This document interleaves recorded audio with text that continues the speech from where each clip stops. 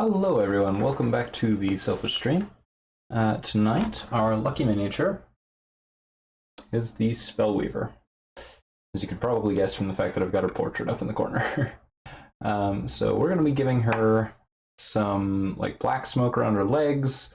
She's got the ice and fireballs in either hand. Her body is made out of crystals. And she's wearing tattered black leather. So that's what we're going to be going for. It's going to be an interesting little ride here. So it took a little bit of extra time today to pick out the colors before I started. What we're going to be using is our usual black and dead white for the shadows and highlights. Her body is going to be primarily royal purple with a bit of hex lichen for lightening things up where necessary. We'll have her clothing either black or smoky ink and charred brown.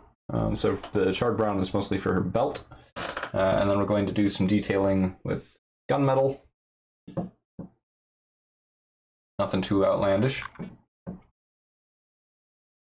We'll be using a black wash for most of her body, and then a blue and red wash for her two hand adornments, the fireball and ice ball that she's holding. Those will be colored with magic blue and electric blue. That's where the camera is. And with the bloody red, orange, fire, and gold yellow colors. So that's what we're working with. We may need to pull something else out later, I'm not sure, but this is our starting place. Obviously, a lot of these colors could be mixed as we go, but when Vallejo Acrylico, or Acrylicos Vallejos, has helpfully pre-mixed all of these wonderful colors, why not take advantage and properly use them? So, let's get started. So we've got her attached to our little handle here. That's going to sit there. Oh yes, and special guest, the drunk machine returns. It's too small to see. Literally too small to see, but we're going to pretend. And beg your pardon, I've got the wrong window open over here. Excuse me.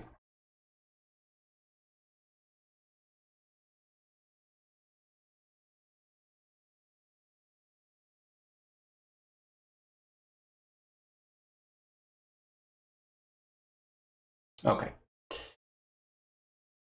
So let me get my reference art up here. And all right, let's get started. So first off, we need to base coat in royal purple and black for most of her. We're going to leave the fireball and the ice ball for later, but we're going to start with the royal purple, black, and the charred brown.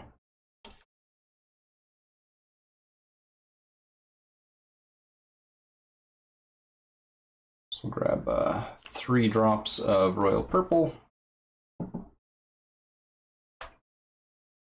Probably only need about 2 drops of charred brown.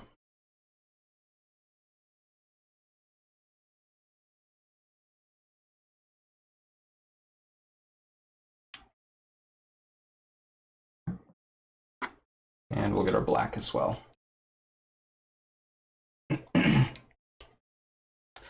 By the way, I've been meaning to mention, I apologize if the audio quality on these painting streams is not as clean as it was last week. The reason for that is that I am much closer to the microphone than I normally would be, because my nice microphone is not really available anymore. It got swiped for an unrelated project that is not here. So when I get that back and get everything all tuned up, I think we'll have just nicer audio generally.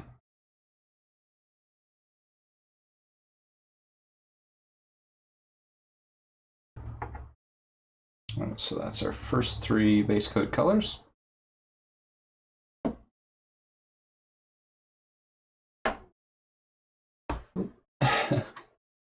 over-prepared in some ways and under-prepared in others today. So that's neat. We've got our usual 3.0 brush for base coating, which is probably smaller than I should be using, as I've mentioned in the past. But I'm going to use it anyway, because I'm a rebel and screw the rules.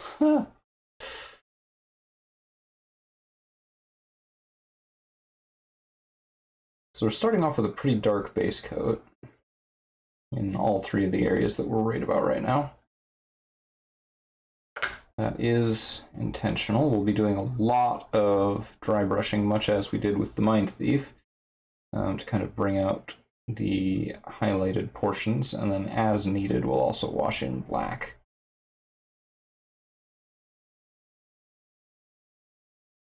But we're going to probably try and keep away from that a little bit for her clothing, since that's already black, and her main body, since we want that to be faded into a lighter color.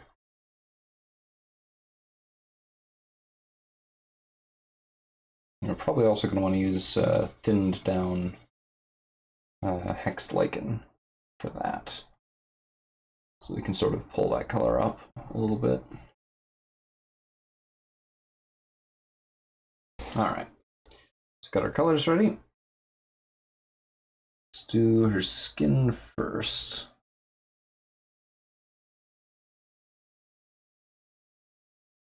Or skin, I mean, I guess it's crystal, whatever, I don't know. This character archetype is kind of weird. That's okay, though. She is the one that I play, actually, so at least in our main group. I play the Brute in the other one.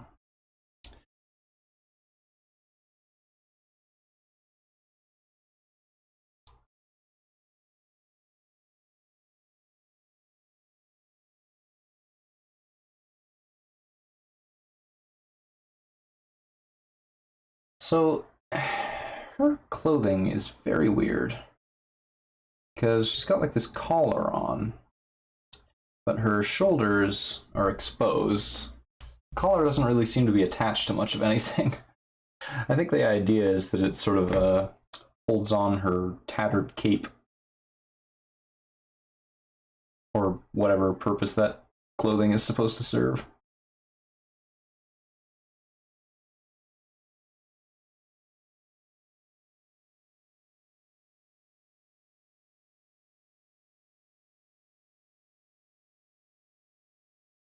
I'm over applying this a little bit, but that's okay.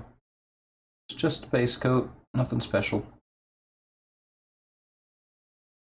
We may want to mix white with the royal purple instead of using hexed lichen, because that might change the overall hue. And I kind of like how this is already turning out, this color. It's already pretty close to where I want it to be. Looks a lot darker before you apply it, but when you thin it out like this, it gets quite a bit more pleasant to look at. And closer to its color swatch, which is nice. So as before, the music is only in my headset because I don't want to get copyright claimed. However, that way the upshot is that you all can listen to your own music and not have to worry about what I'm doing. Well, that's an interesting detail that I just spotted as I was painting it. There's like a dagger strapped to her wrist.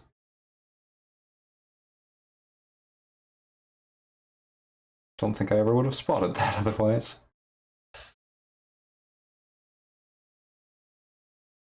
In fact, I think some of that strapping actually covers her hand up. So we may want to paint over some of that.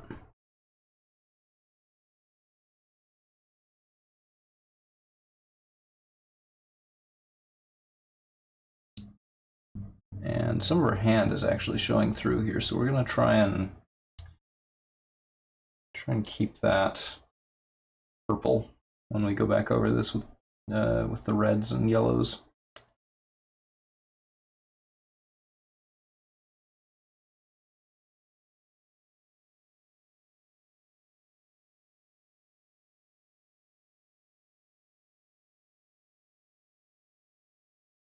we're just going to overpaint that for now because we're going to take a while to get to that.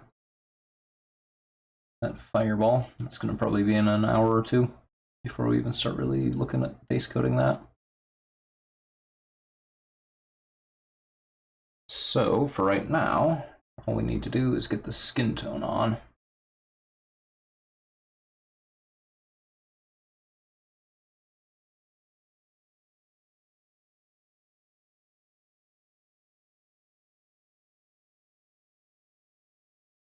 And like I said, this first coat is going to be real sloppy.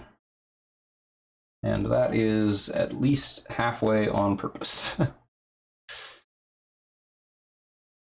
It's a bunch of it we're going to need to repaint, and that is by design. It's going to get nicer as we go. It's not clear from the art exactly what part of this is her wearing weird pauldrons and which part is actually her skin just with crystal growth all over it. So we're going to have to guess.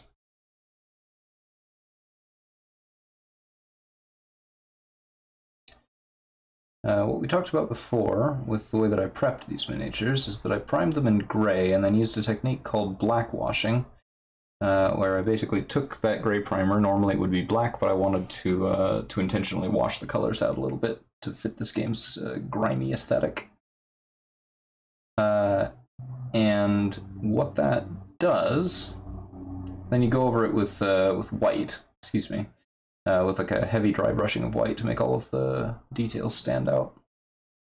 And what that does for us is it allows us to see all of the details much more clearly, and it pre-applies lighting effects, like some minimal lighting, to the model, so that any color going on over it, if it is thin enough, will reflect that lighting that you've added.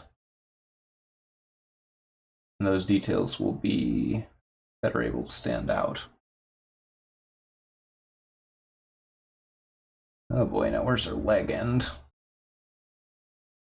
Not hard to tell on this particular sculpt.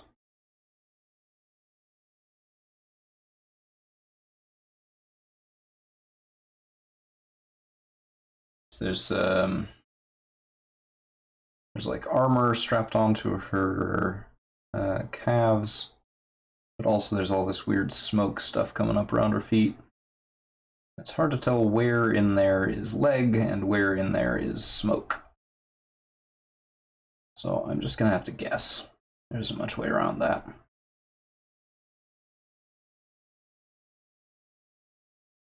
I think that's okay for now. We'll go back over that with black as its base coat. It's black smoke.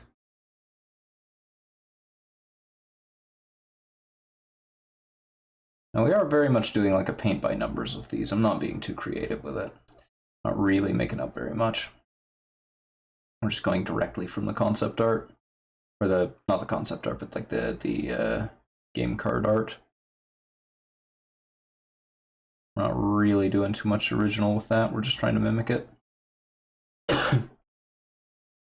And that's okay. Doesn't have to be an original masterpiece in order to fit well with the game, and in fact sometimes it's better to sort of rein those things in, I find.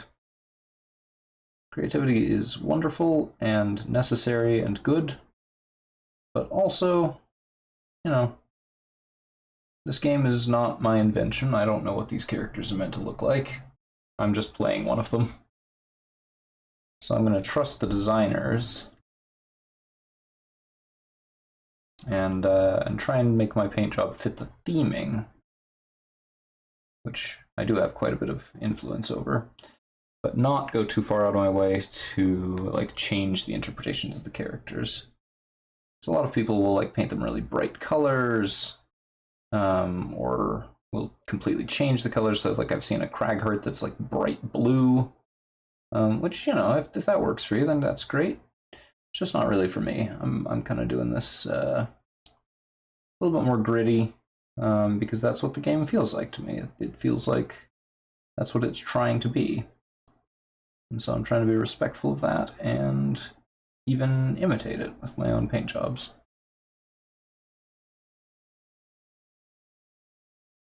Yeah, I think that's all of the hand you can see in her right.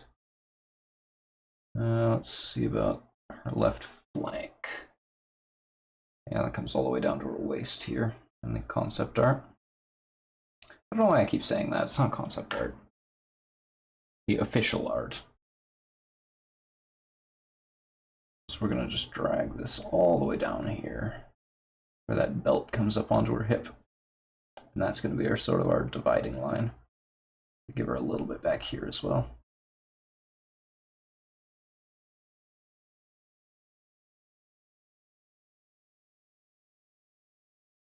Weird alien fantasy waif.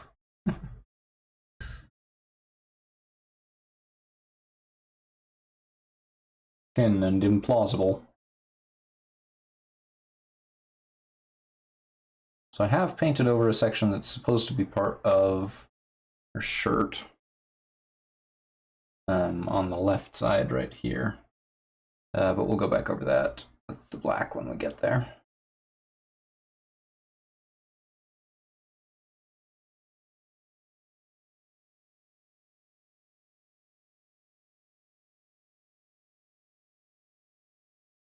According to the developer's blog, Cephalofair Games blog, when they were coming up with these character designs, they'd really struggled with the art direction because the artist, he wasn't being like sexist or anything like that, but it just didn't occur to him that female characters in a fantasy setting could look anything but, like wasp-waisted, large chest, impractical armor. It just, like, it hadn't occurred to him, so they had to coach him back and forth a whole lot. Just to kind of say, no, like, plausible armor that wouldn't get them killed. And I guess eventually they came to an understanding. But some of the characters, like the orchids, were deliberately left in more of a conventional fantasy state. So the Spellweaver here is still, very, very thin and waifish, I suppose. But the justification for that is that their species lives, 1,000 years or whatever, and so they're traditionally like very much like classic elves, the tall, thin, ageless sort of people that don't really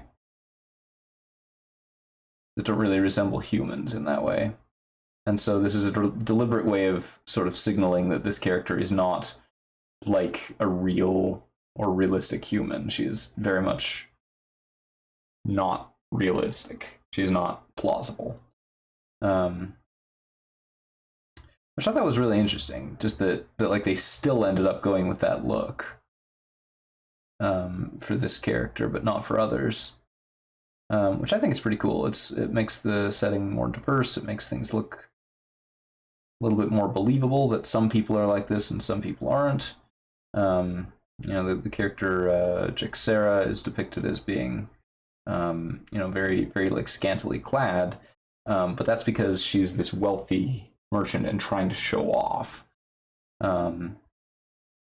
Whereas with other characters that I guess our campaign hasn't met yet, so I don't actually know who it's talking about, but the blog post talked about other characters that are heavier set or that wear more plausible clothing, and just generally they went out of their way to make it look collectively, to make the world look more plausible and believable and by extension gritty, just because that's kind of how those things are typically interpreted. But since that's the entire theme of the game, that sort of works. That makes sense.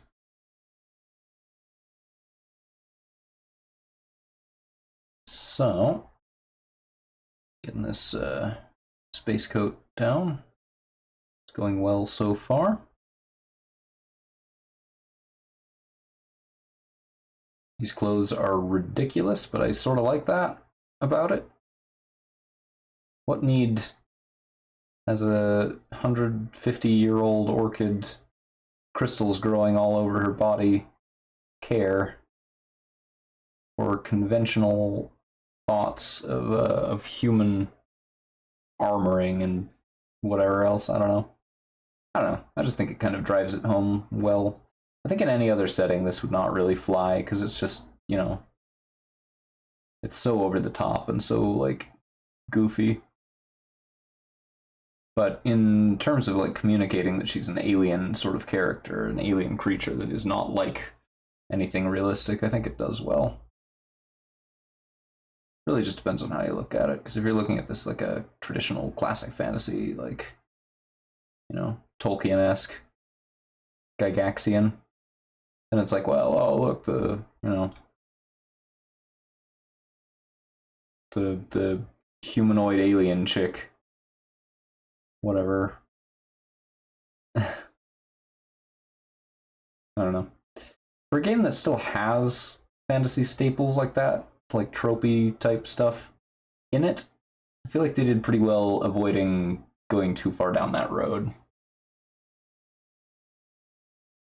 It's still there, and you know, I might have preferred to see it completely excised, but on the other hand, like, this isn't really my jam, but it is plausible that some of the people in this world would be like this, and that some wouldn't. And I think that's more plausible than that no one is. So, you know, I'll allow it.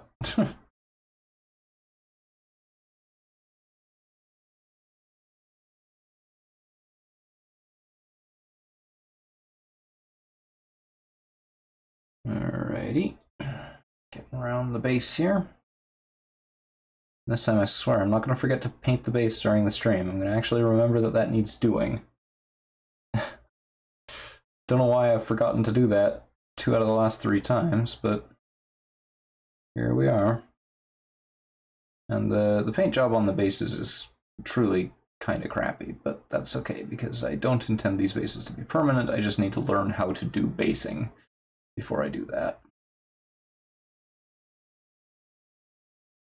At the very least, they are table ready and they look fine. And that's all I can ask.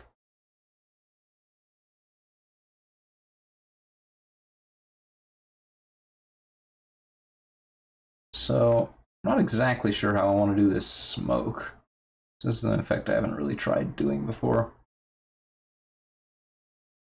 I suppose in retrospect I should have practiced on my old Mage Knight Pyre Spirit because it's got a similar texture. Sort of looks like fire or smoke or something. And actually, looking at the miniature, I always assumed that this around her feet was fire. But having like looked more closely at the art, like, no, that's actually just smoke, which I think is really cool. I've seen people paint it as fire. I don't really. I think it's kind of overwhelming to have all of that like red down there, or any bright color at all. Really, is just. It's kind of it's just a little too much, you know.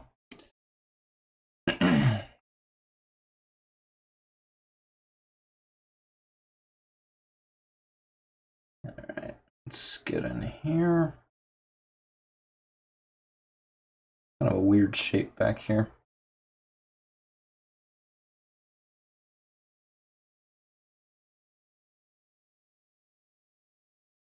It's also going to be a little bit tricky doing the dry brushing for her legs when they're literally intersecting with the smoke. It's going to be a challenge. I'm sort of intrigued to see how this is going to come out, because I really don't know. I hope I do it justice. But, you know, there's only so far that my limited skills can take me, and I hope it takes me far enough. Let's see. This armor plating, which I am going to go back over with a black and gunmetal mix later on, but I want to base coat it black so that it looks a little bit darker and more grungy.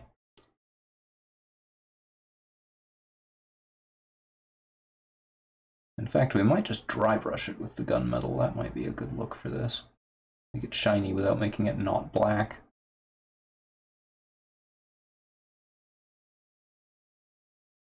And we'll use the same leather for her belt and the strapping around here. Around like all of these little armored bits. I think that's going to be a good look. Keep it contrasting from everything else.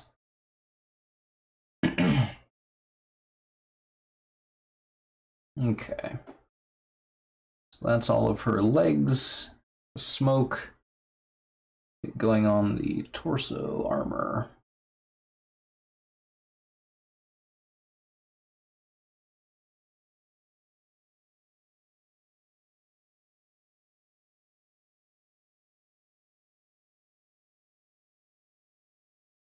And in fact, let's get going on figuring out where her torso armor even is. It's sort of confusing. That's supposed to come up to her armpit. And then cover up most of the flank.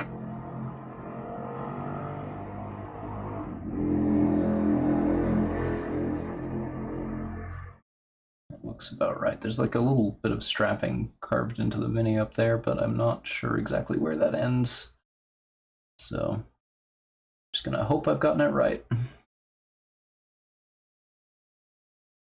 There's a shocking amount of guesswork involved in this process for someone of my experience level. It's a lot more than you might think. Of just sort of wing it and hope for the best.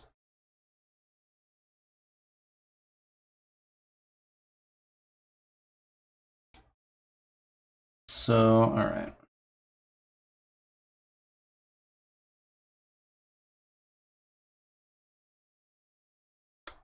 Let's get underneath here.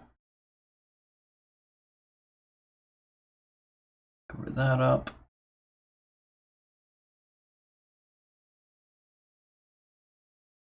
Right, that looks good. Fortunately, these colors are close enough together that it's not going to make a huge difference if there's like a little tiny bit of overpainting.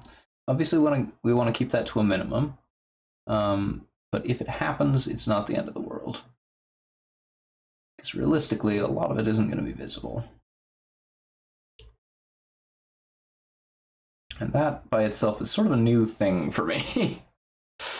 I spent probably, I don't know, 4 or 5 hours trying to fix a model railroad diorama that I'd messed up some of the gluing on. And I've pointed out the flaws in the resulting product to a few people, and they literally hadn't noticed it until I told them where to look. So I'm trying to kind of get over myself a little bit and not fuss so much about that sort of thing.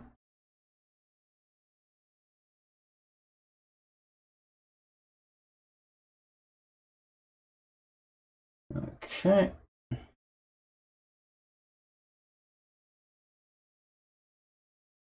Yeah, she's got pauldrons on too. Why does everyone in this setting wear pauldrons? Like, specifically that. Not everybody wears armor, but everybody wears pauldrons. I just find that really odd.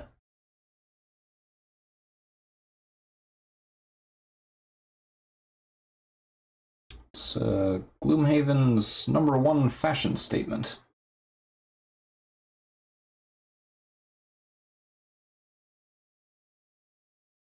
Just like certain Final Fantasy characters I could name.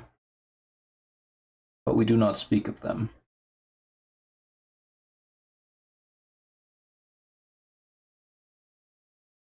I do like this weird little asymmetrical popped collar thing she's got going on. I think that's a delightful little detail.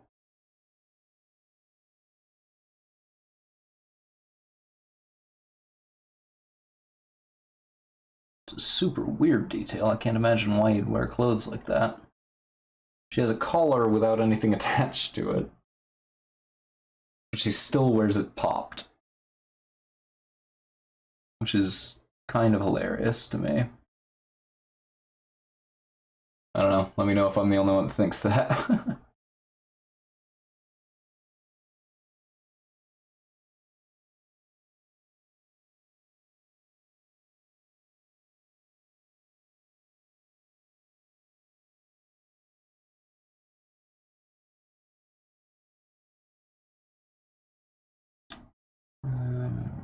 So that actually comes clear around here, and that's a bit wider than I thought it was at first.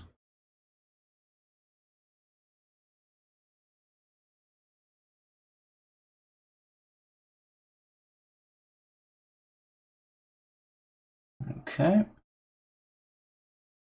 Now let's get these bracers on our arms. Wait, crap, that's not the bracer, that's just her crystal skin weirdness happening again. You're right, that is rude. What's up?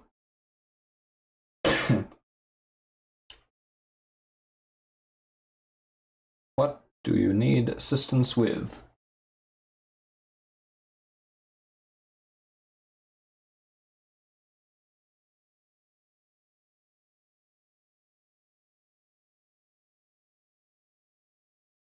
So page number is actually not a separate thing. It's something that you...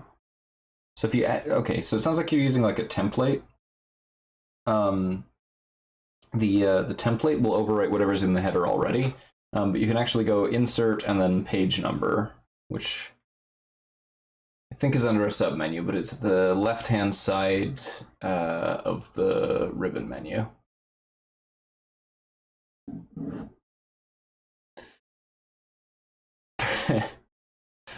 Okay, well, I have some paint that needs to dry anyway, so I'm going to put the belt on her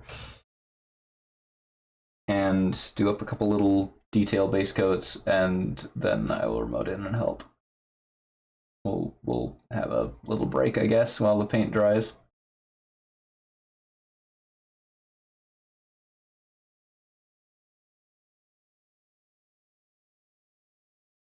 Blue? What do you mean blue? It's very purple, actually.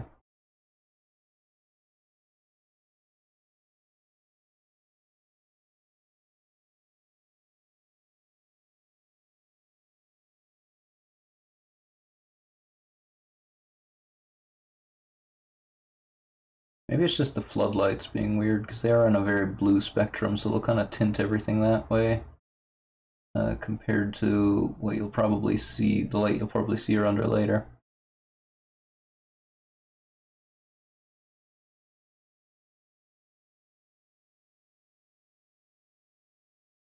What do you mean that's how much? How much is... What are you talking about? I don't know what you mean.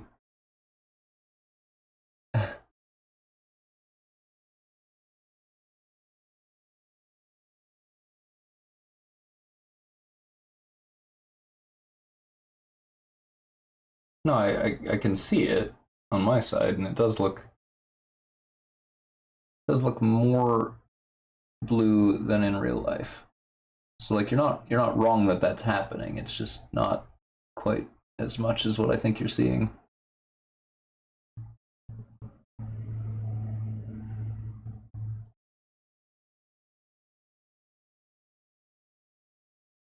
Another strap on this thing.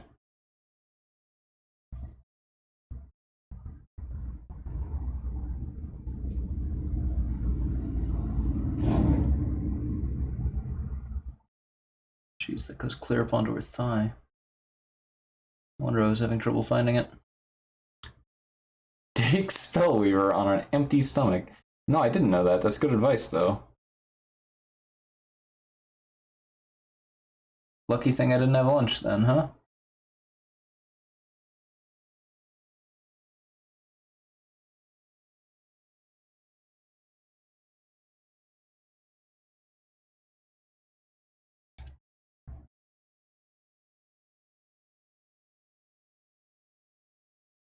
Well, look, the new medicine just wipes me out for hours, and then by the time that I get myself together, it's time for the stream. There's no other time to do it. I keep starting late, so... Oh crap, that is a lot of paint.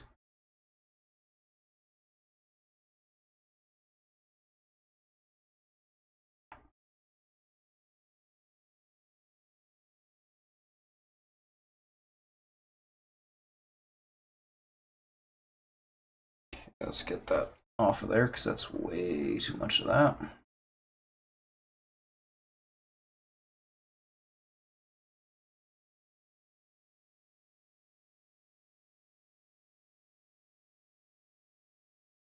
I mean, I've sort of figured out what times it's worst, but like that doesn't make it easier to not have this problem. You know?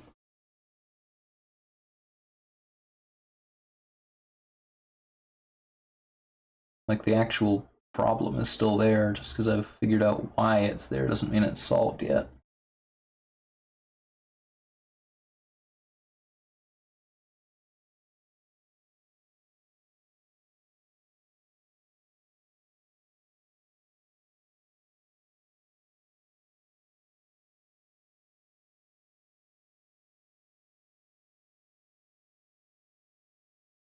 Okay.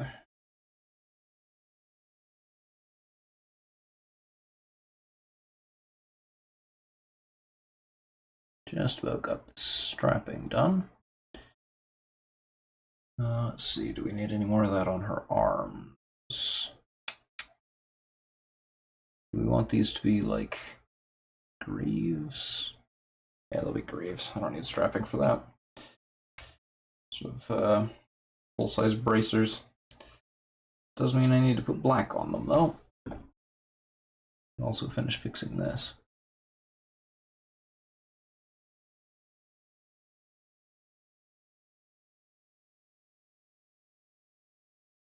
So apparently I painted right to the edge of this, but only on the front.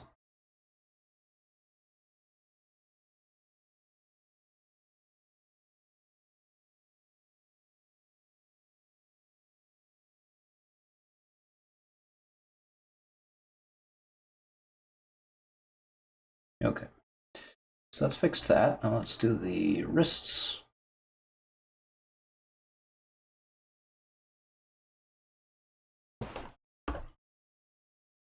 Then we will show off the finished base coat and go to a short break while said coat dries.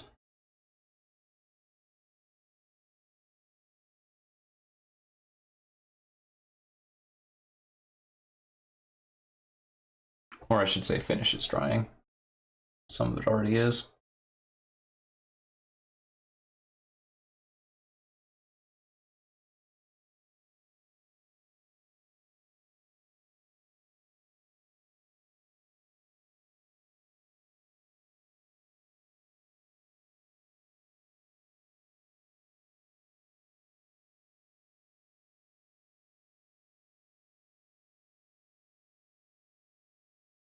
Okay, that's that one done.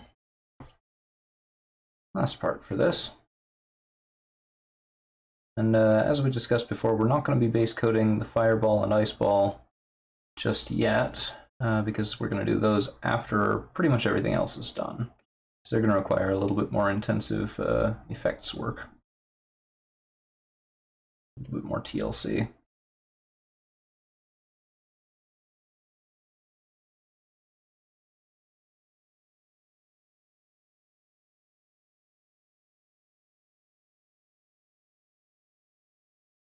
Okay. I'm happy with that for the base coat.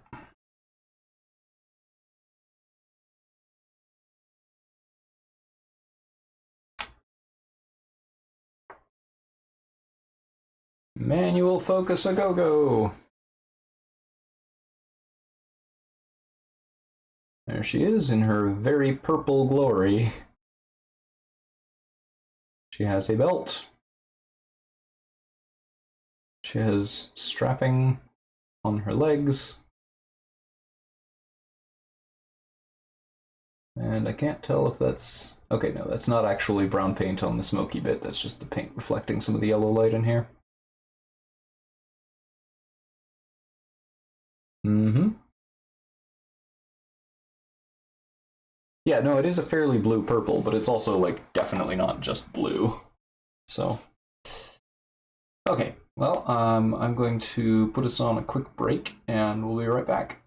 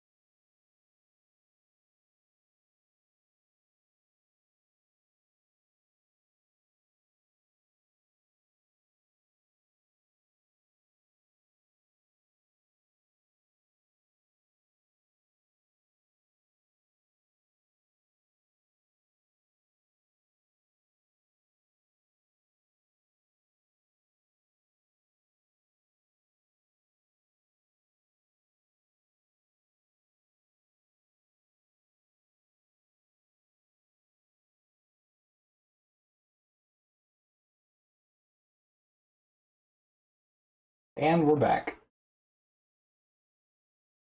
So, got our base colors down on everything except the fireball and ice ball. And it's time to give it a wash of black on pretty much everything that we've done so far. Once we've done that, then we will go back over it with some dry brushing. That's where things are going to start to take shape a little bit.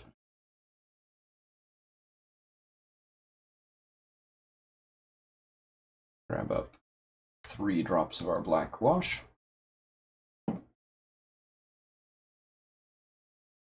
And we need a suitably unfancy brush to apply this.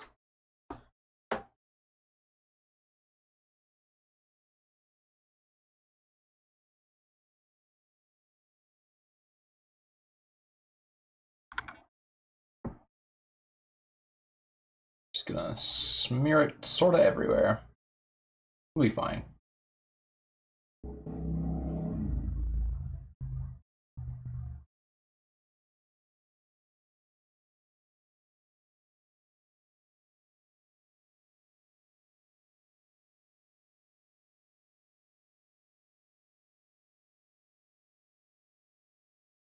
Okay.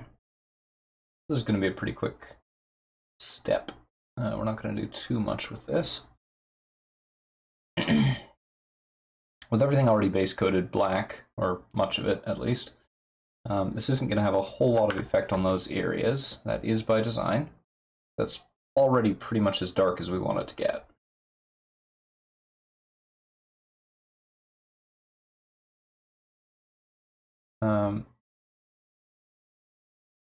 So let's see. Just as a recap, the general gist of this is we're going to come at the fireball and ice ball and the smoke pretty much last. The smoke needed a black base coat anyway, so we just went ahead and did that. But yeah, we're not going to give that too much attention quite yet. That's going to be for later.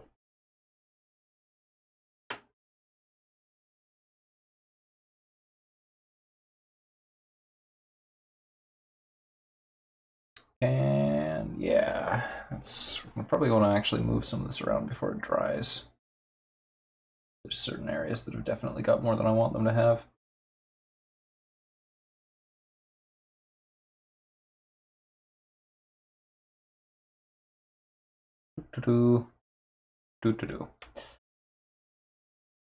All right. I think that all looks good.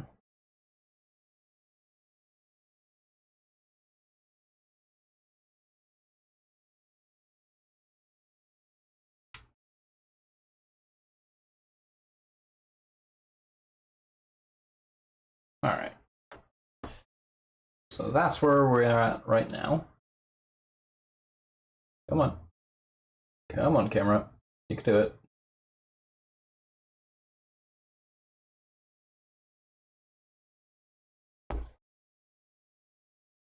Come on.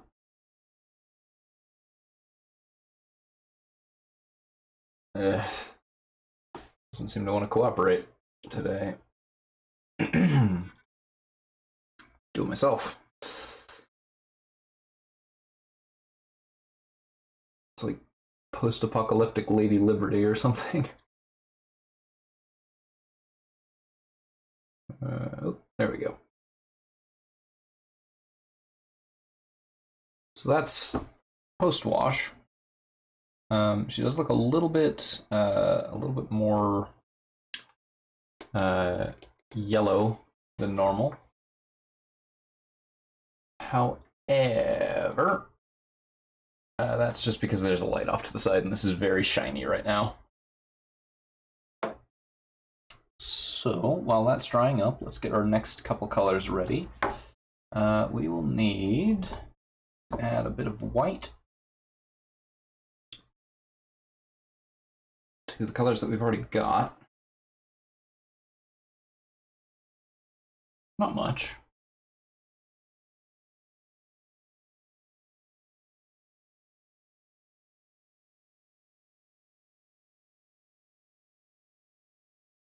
And that will form the basis for our dry brushing coat.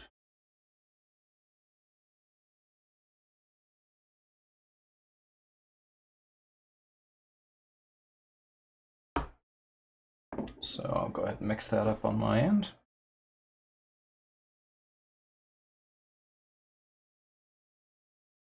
We'll actually probably want to thin this out a little bit further because the white's a little bit chalky. We're adding here.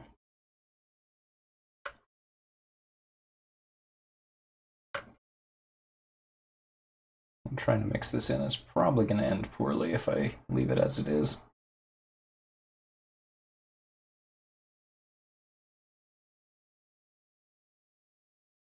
We don't want to overpower the colors that we have on it already. We just want to light them, basically. We'll do it a little at a time. Or at least that's what we'll try.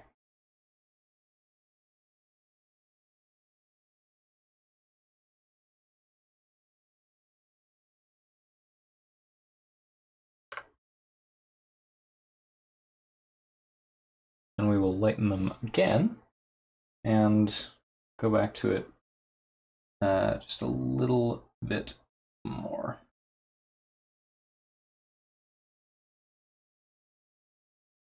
We're going to get this basically halfway to what I would consider like a wash consistency compared to normal.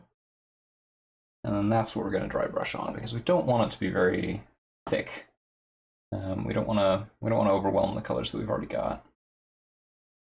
I just want to slightly augment them a little at a time.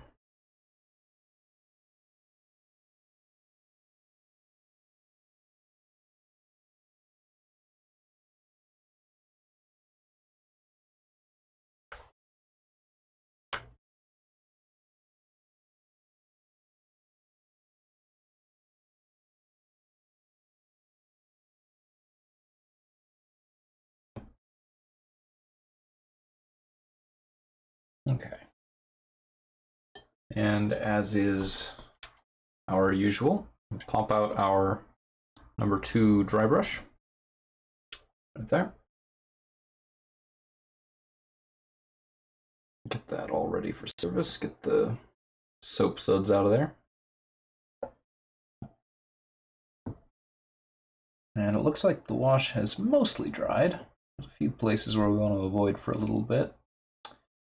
But mostly we're in good shape to go back over that. Let's see. The belt still needs some time, and much of the black clothing does as well. So we're going to go ahead and start with the skin.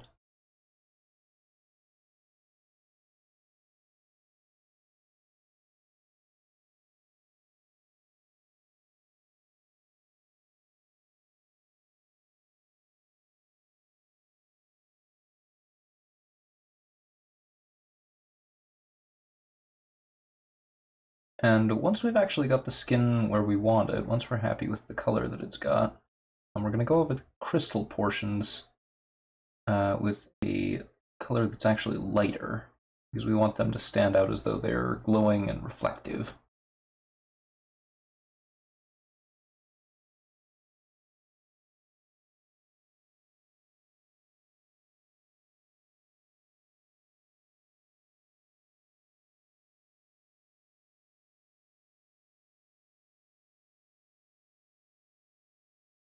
Seems like this paint is not dry enough for this.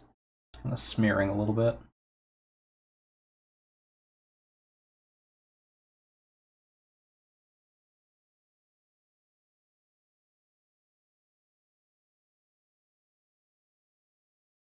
It's a good color though. So that part I'm happy with.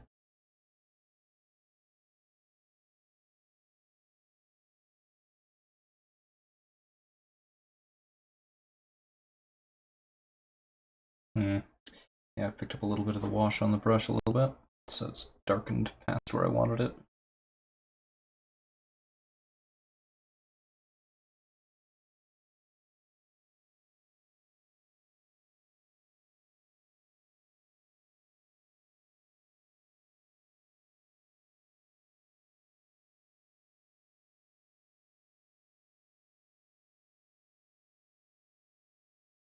We're going to do quite a bit of dry brushing. So we're going to start a little bit on the heavy side and go a little bit towards the lighter side of it once we've gotten to the point that the underlying colors are where we want them to be. It's going to be a little bit tricky with this leather strapping down here that we don't want to hit too heavily. Obviously we need to get it at least a little bit, but we don't want to hit it too hard with this color. Same deal with her ankle pads. It's going to need some, but not much. Okay. That looks good for this color. We'll want to go over it again, a lighter version of the same, but not yet. That we'll wait until we've got the black and brown done.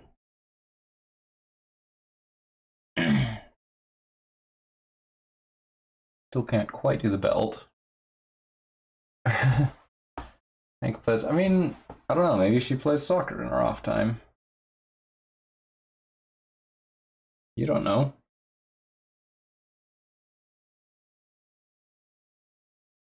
Whoa, that's too much. Wow, too much pigment. Get some of that off of there.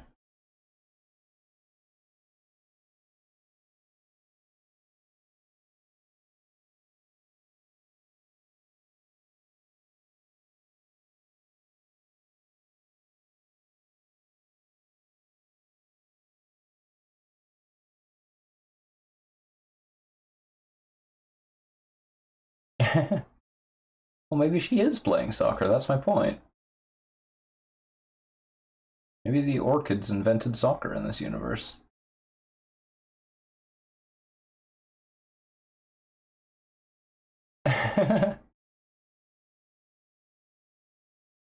Yes, it's their heritage, it's culture.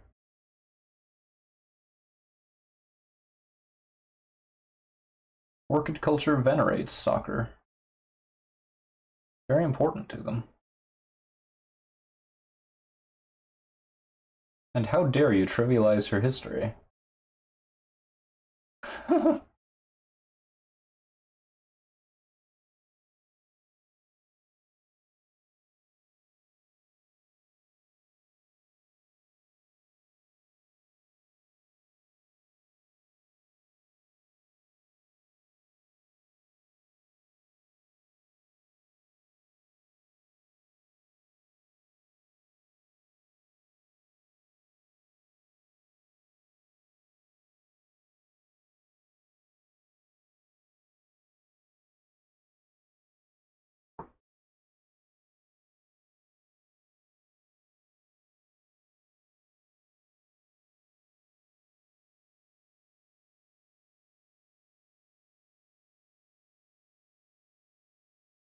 She's just gonna have some shiny shoulders, I guess.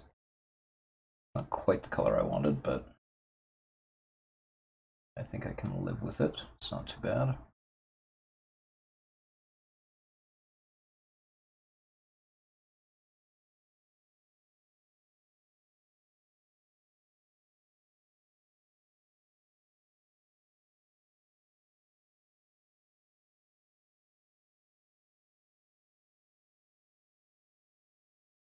Get a little bit of the smoke as well. I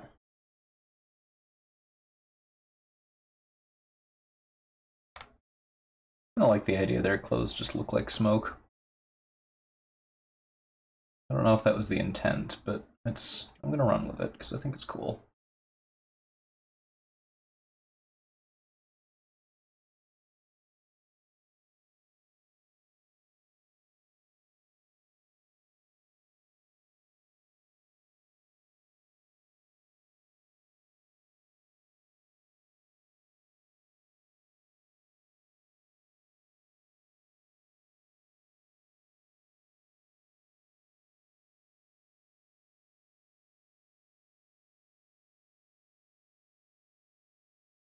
Okay. Yeah, it's already looking a lot better. We're not there yet, but we're getting there. So it's progress. It's good progress, in fact.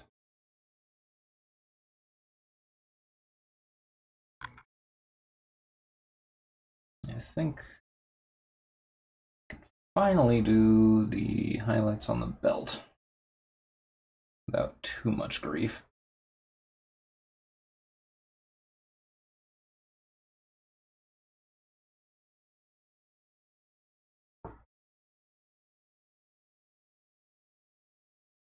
Correction. Still too much pigment on the brush.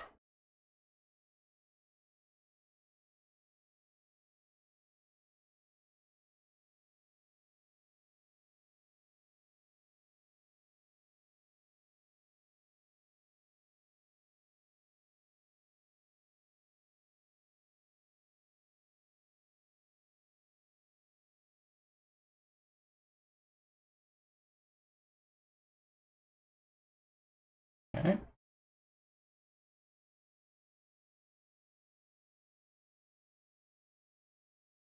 I don't think I love how that looks, so I might go back over it a little bit with something else. In fact, let me pull a different brown to cover over that. Or not cover it, but to improve the quality of the color that I have selected.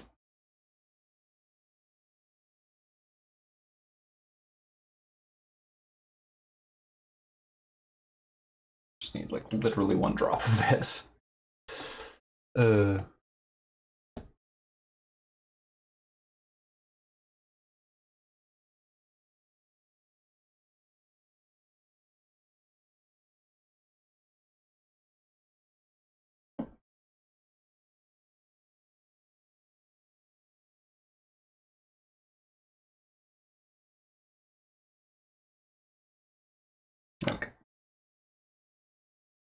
And we will dry brush that onto the belt. Give it a little bit more of a shine.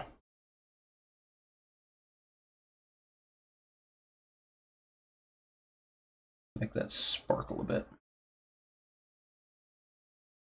Not literally.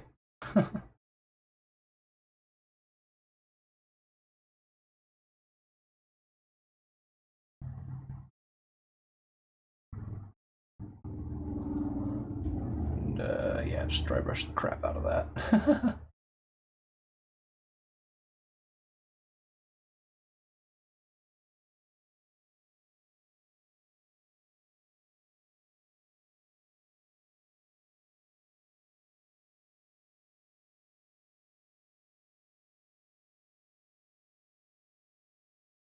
Okay. Yeah, that belt looks way better. Okay. Fortunately, sometimes corrections don't have to be a huge problem. just to whack it with a little bit of dry brushing, and it's all good.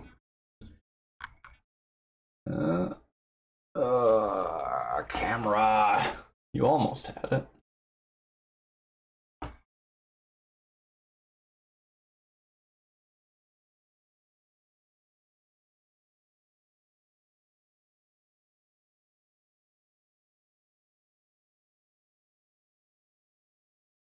Honestly, I feel like I could have,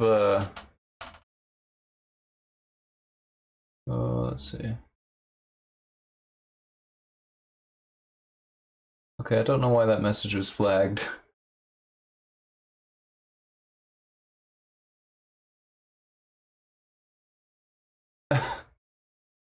Yanis is was flagged for potential sexual harassment.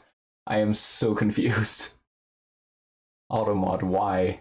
There's literally nothing wrong with that statement. So anyway, yeah. Too vulgar for Automod. Well, I do have it set on level 3 because I thought, better safe than sorry, and I've had randos drop into my streams in the past that just kind of decided to harass me for no reason, because I guess that's how they get their jollies.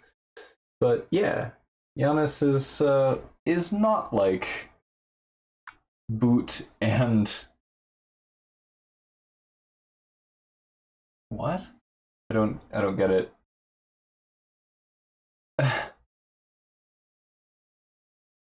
No, no, the I think what it caught was is such a, with the assumption that that can only be followed by harassment. Flag the tails emoji. You know, some days I wouldn't even be surprised. Well, it seems to be contextual, so like it checks, you know, blank is such a blank.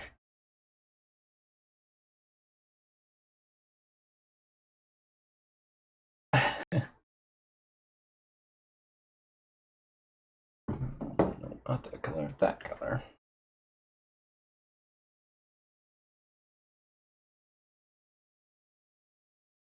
So we're going to start lightening her up.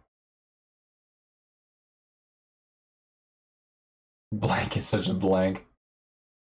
I mean, I'm as curious as you are as to why it works the way it does.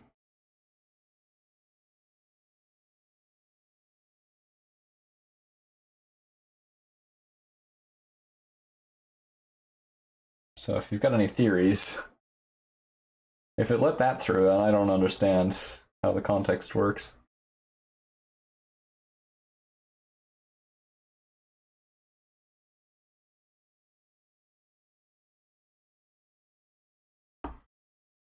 I mean, by all means.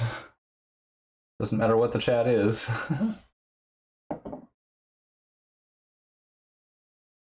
Well, so the same thing won't work again. Like, specifically posting Giannis is such a won't work again because in order to let it through, I applied a filter that like flags that as not bad. So it's like the same thing won't happen again, or at least it shouldn't, assuming I correctly understand how it works. Oh, for no.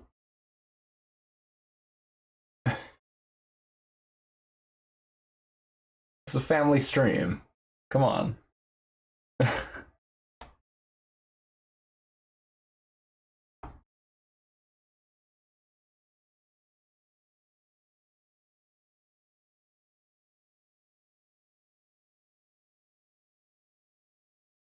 Okay. Let's get the next color all mixed up. Try it. Nice. Get the next color in here. I'm gonna color up her skin tone. Give her some life.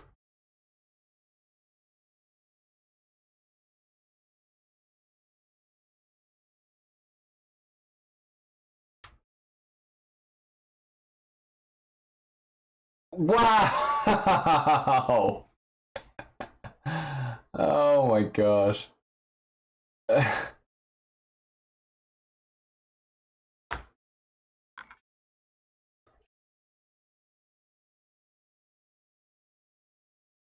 Trying to paint a model here, come on.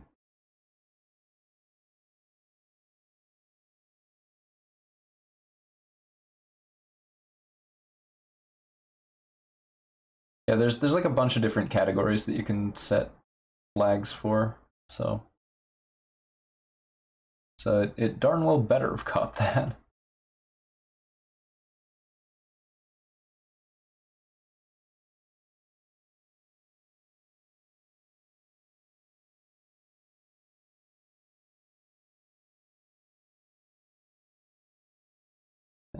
No, it's only catching her knee.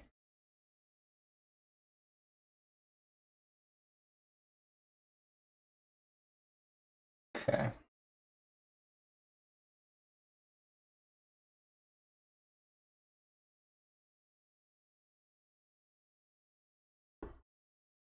That is very correct. There is no racism allowed here. We don't do that. I understand it was just a test, but I feel like that was in poor taste. I would have preferred you not try it. I mean, I guess it's better to know that that filter works than to be surprised by it not working later. So in that way I can understand why you did what you did, but still in poor taste.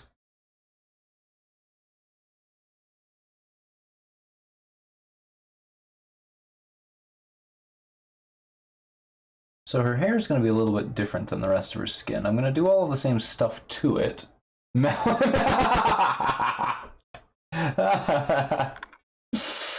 Oh boy. I wasn't expecting it. I should have, but I wasn't expecting it. Oh boy. Yeah, no, this isn't facade.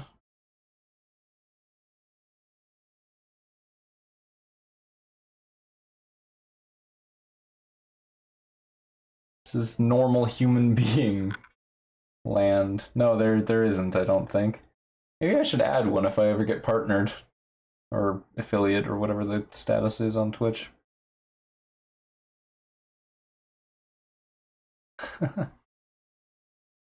That is absolutely an emoji that I would like in my chat.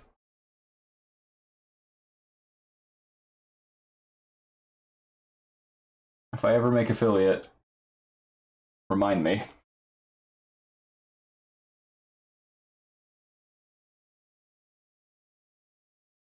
Alright.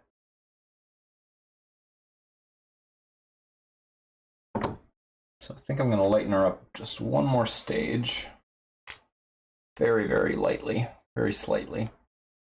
Slightly, lightly, lighten up.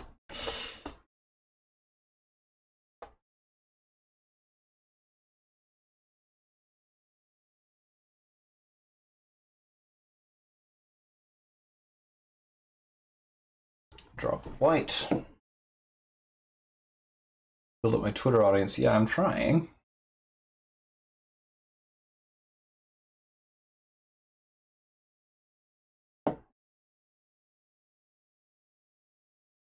Yeah, you're right. I don't care for that practice. That is the exact opposite of the point of this stream.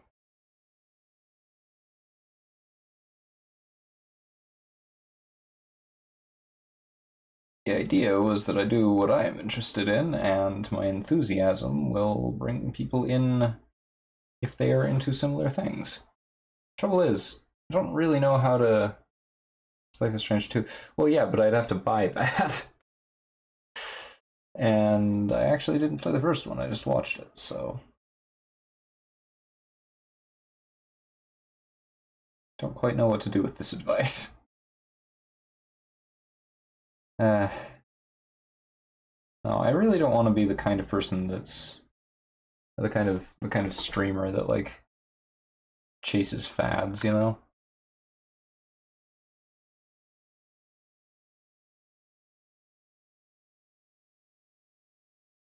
If it's something I'm not actually like interested in, then I don't want to do it.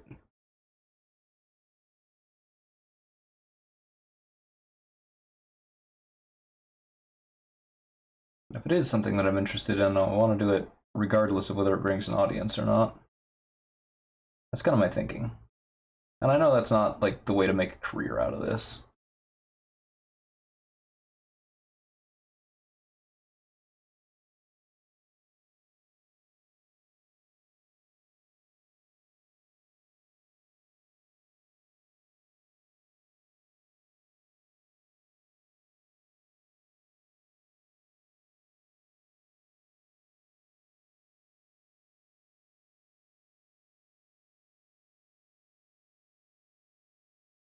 Team Sonic Racing, oh boy. Oh man, I don't even have the money to buy that when it comes out. Much less a capture card. Well, no, I guess that's on PC, isn't it?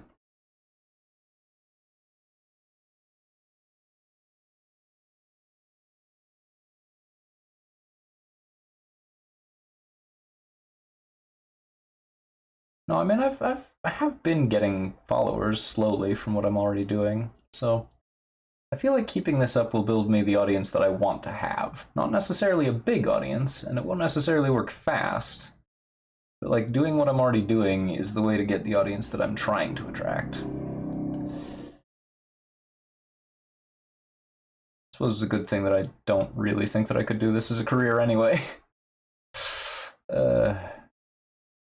I mean, on some level I'd like that, but close to the sun. I don't know anything about that. Tell me. Describe this.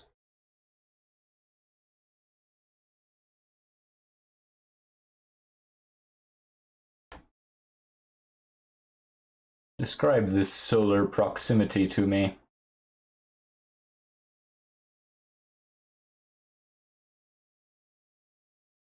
Okay.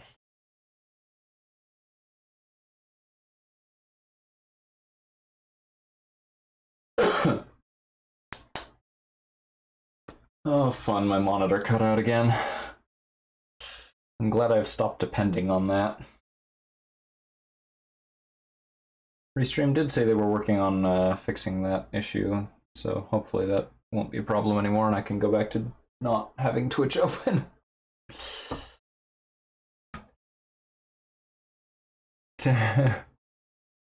Art Deco Spook House. Those are just words that you have thrown together. What does that mean?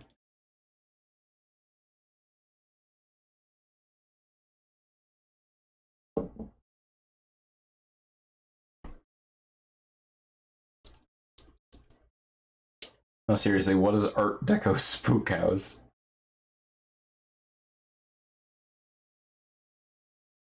What? Okay.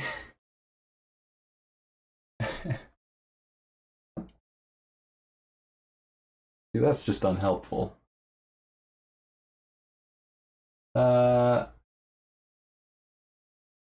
So, oh heck.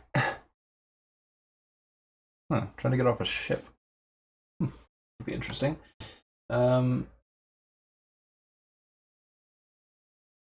So my stream monitor in the stream actually just decided to not work, so that's cool. Refresh cache of current page. Okay, fixed it. Sounds just like Bioshock. Yeah, I mean, that's pretty accurate, actually. And I think I might have just ruined the color I was trying to make. Yay.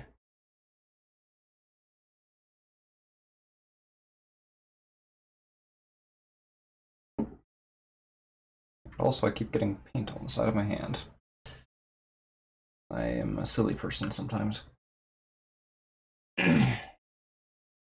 To Bioshock, or?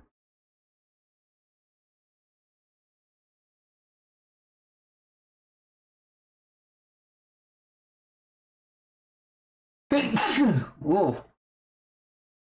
Oh my. Just sneezed my headphones halfway off, and the top of this dropper bottle has a crack in it. That's not good. Let's get a new one.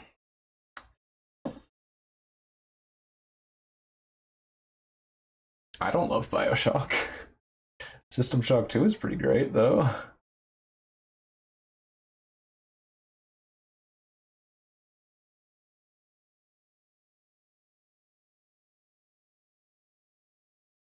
Oh, crap. Yeah, this is utterly not the color I wanted. Blah. Should not have tried to mix this in the small paint pots. Should have tried to mix it in the middle. Okay. Take two.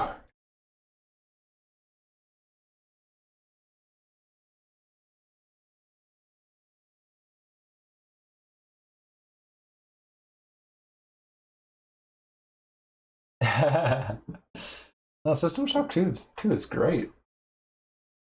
In fact, you are the only reason that I know that. So thank you for that birthday gift that I absolutely did not appreciate at the time. Close to the Sun game. Send that to me later. Because otherwise I'm not going to remember that it even exists.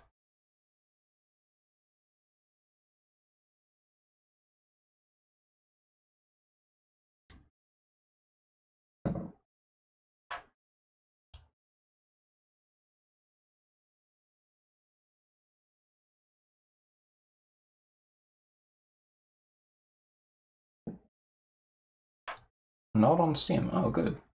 I'm glad to see more platform independent titles coming out.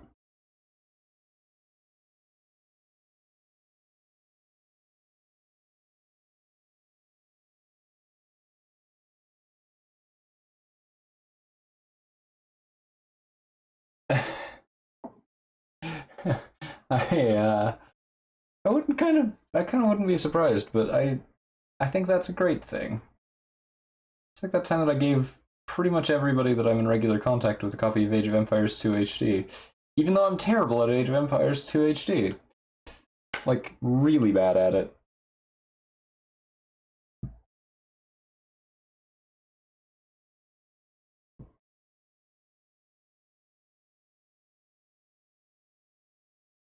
Okay. Almost got my colors mixed back up again. Yikes.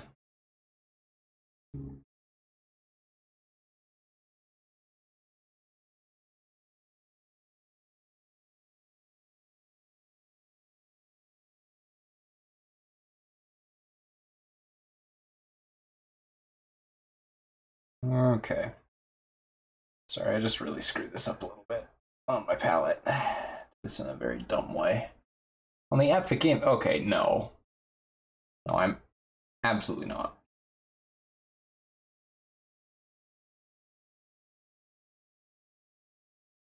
Have fun. I will not be buying Close to the Sun if it is on the Epic Games Store, especially if it's an exclusive. But that said, um, I am intrigued to see it at some point. Because Epic Games Store is highly anti-consumer, provides no actual value, and is run by a scumbag company.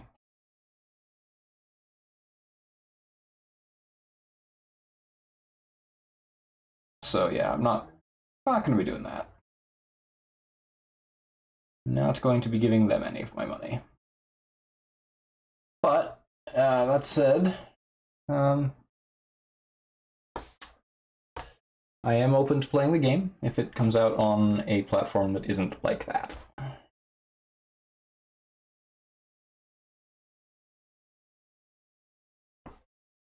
Coming soon to the stream, Fortnite, yeah.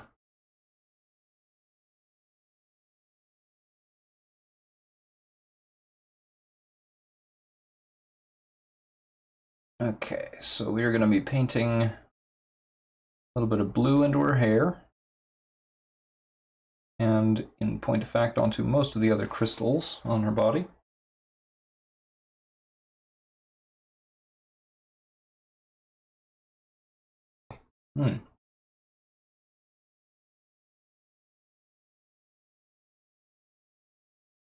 Okay.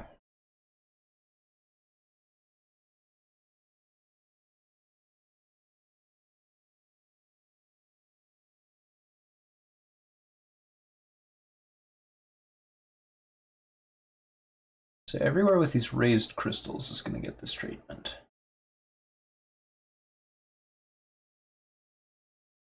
So on her legs, on her shoulder, both elbows, and her head. As far as I know, that's everywhere that I need to be worried about.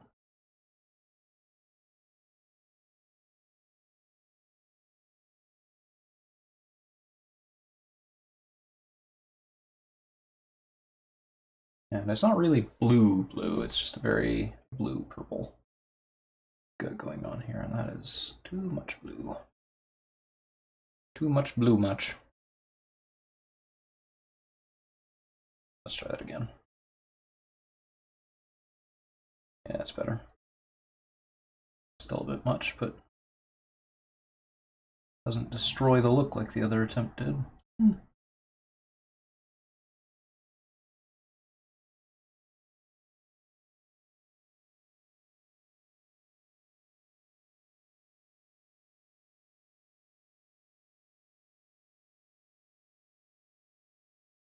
Okay, so get all of that refraction going on there.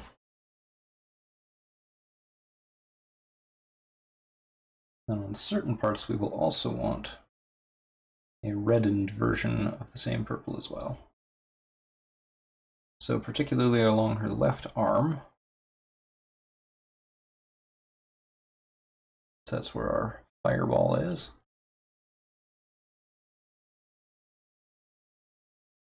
A little bit on one side of her head. Let's try that again. It's like actually enough pigment. a bit of a balancing act, because getting the right amount of pigment onto the brush in the first place will put you in a position where it smears all over the place, and putting on too little,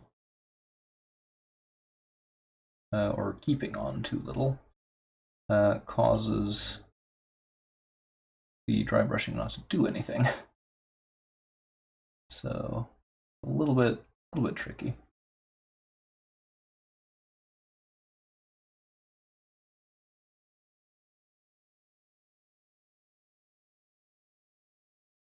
All right, and then we'll give that one more go of mostly white with a tiny bit of purple on specific spots that we want to appear as though they are in the light.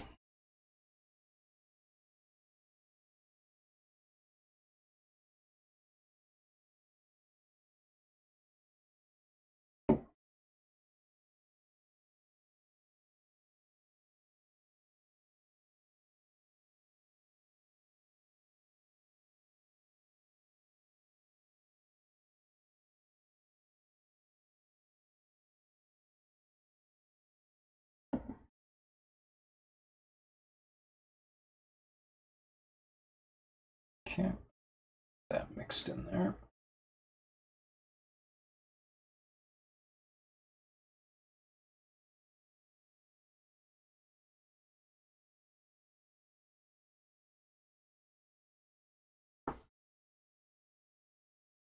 Okay. So that's just about like purplish white instead of light purple. Sort of a lavender color that we've got going on here. That's where we want to be.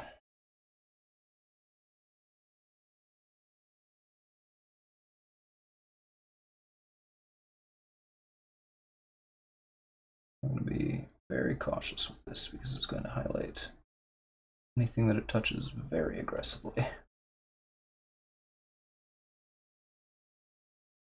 Trying to get it just on the very tips of all the crystal portions.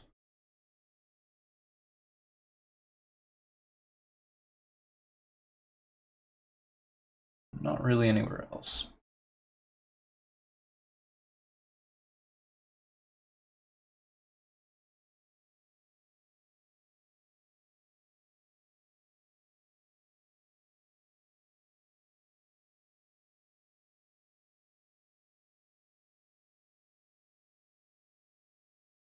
Yeah, I think I'm happy with that.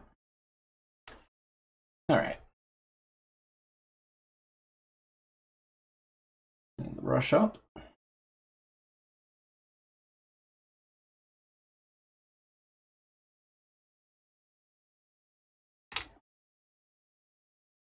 And now I will proceed to showing off the showing off stage for the dry brushing that we've just done.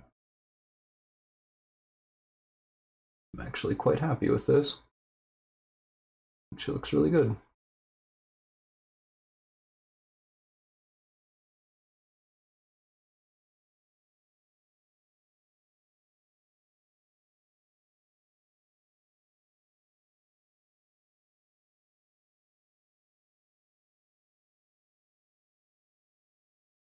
Head. Okay.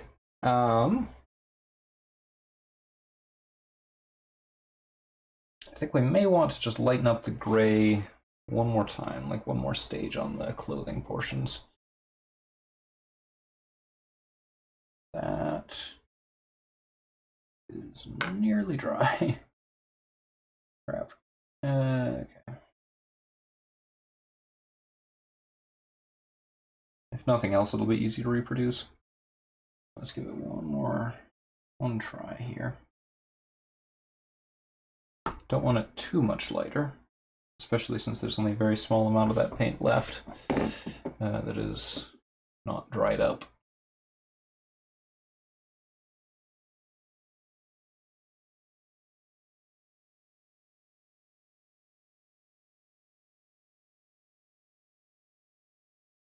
Also, tonight's music of choice is Hooverphonic.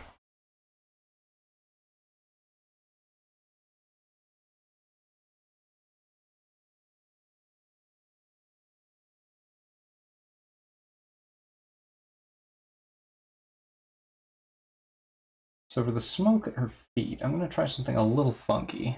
I don't know if it's going to work well. I'd say there's actually a very good chance that it won't. But I'm still going to give it a shot, because I think it'll be interesting if it does work. Sort of an unusual take on the whole idea. And that is that I'm going to dry brush it pretty heavily with a lighter color. So the same thing that we're going to use for highlights on clothing. And then once we've done that, then we'll go back over it with a dry brush of black. We're going to hit it pretty heavily with this color that I'm using now.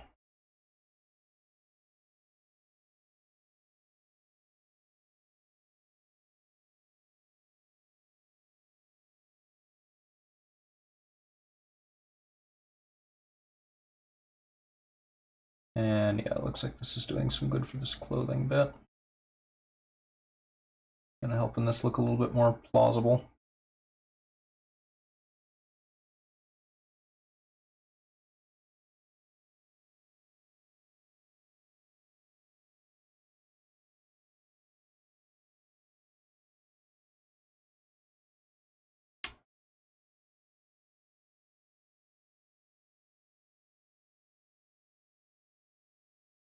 More weird pauldrons. Don't know why everybody in this setting wears them, but apparently everyone does.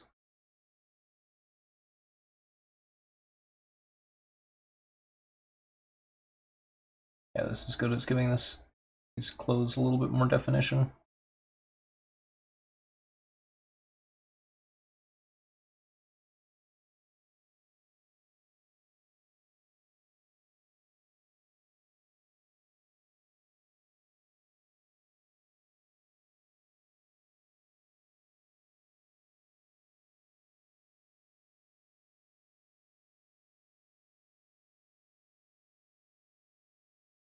Okay.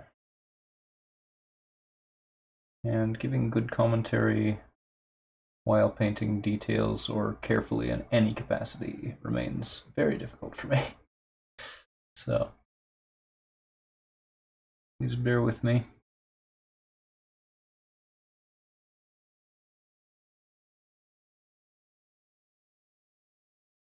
We're going to load up pretty heavily for this, this smoke.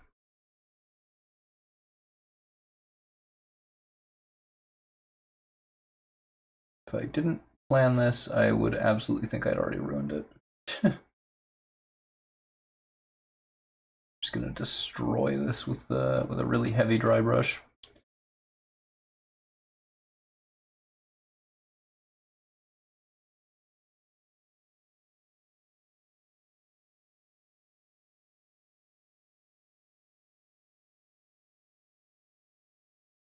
Do have to be very careful here not to hit her legs. That would be very bad.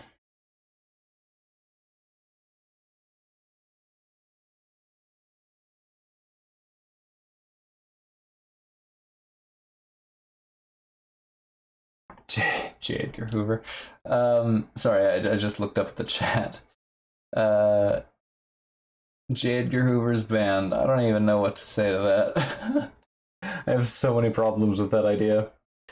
No, Hooverphonic is from primarily back in the 90s. They're like a... I don't even really know how to describe them. They're cool, though. They did a song that appears to be about Audrey 2. And they did another one that's... yeah, no, it's surprisingly good. It's actually one of my two favorite songs by them. The other one is maybe about a space gun, an orbital space gun or something. It's a little weird, but that's kind of my favorite thing about it. It's just that it's kind of slightly insane. It's great.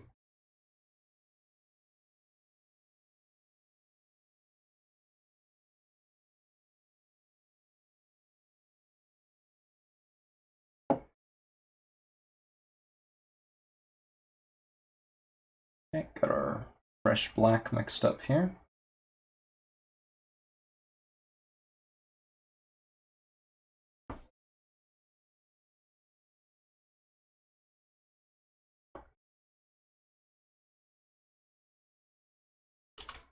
Oof. Okay. Load up our dry brush. See if we can make black smoke.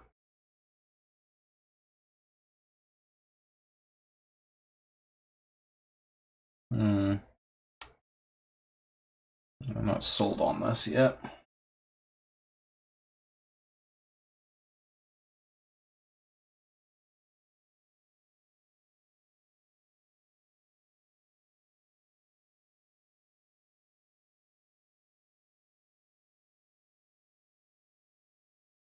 I suppose there's probably a reason this isn't what normal people do. It's just sort of making it gray. Let's see, I wonder if I thicken the paint, if that'll get me where I need to be.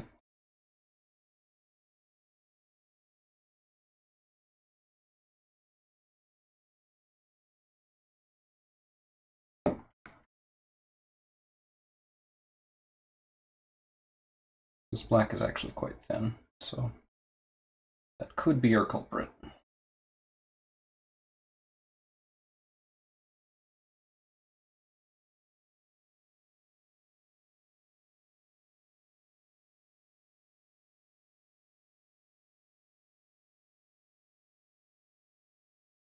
Yeah, that's better. Not perfect, but better.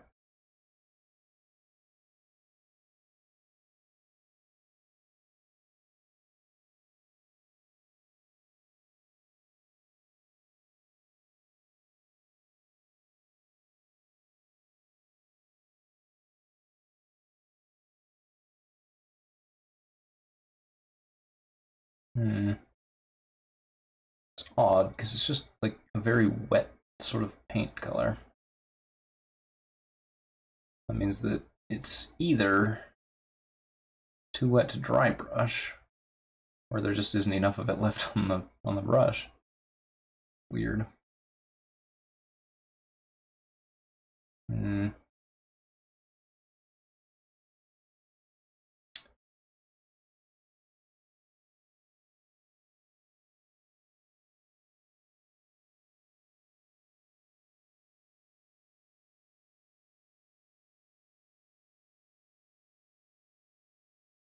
Doing it this way is also really hard on this brush.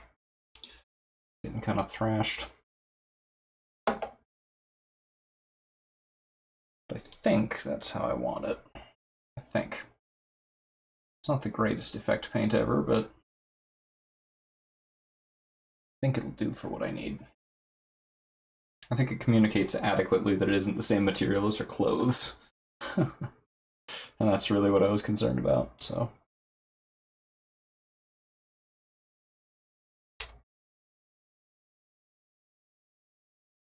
And I think I left autofocus off again. Oops.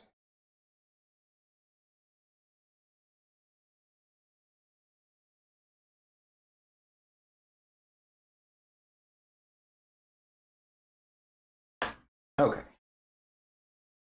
Autofocus back on before I forget to do it again. Let's see.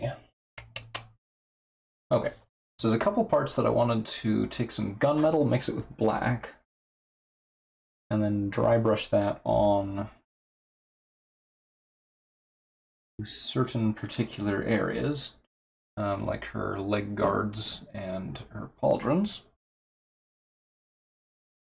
And that's going to give them just a slight metallic look, while not compromising the paint that's already on there.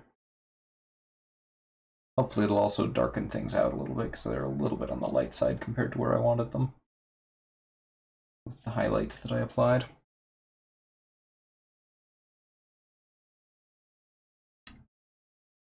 So assuming that all goes as I intend, this will unhighlight them.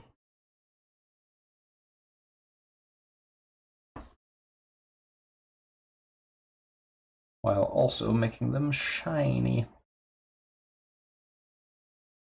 That's not dry enough. Oh well, that's okay.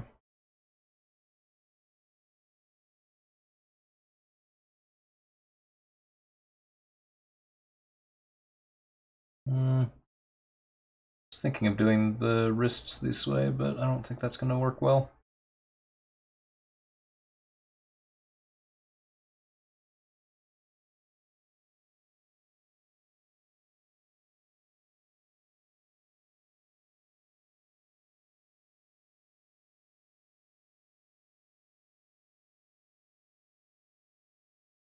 You can see little bits of the metal particles floating up into the air. It's kind of crazy. Okay.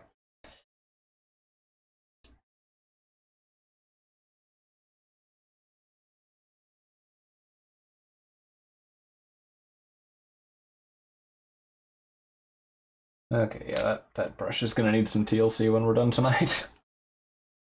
It's in pretty sorry shape right now.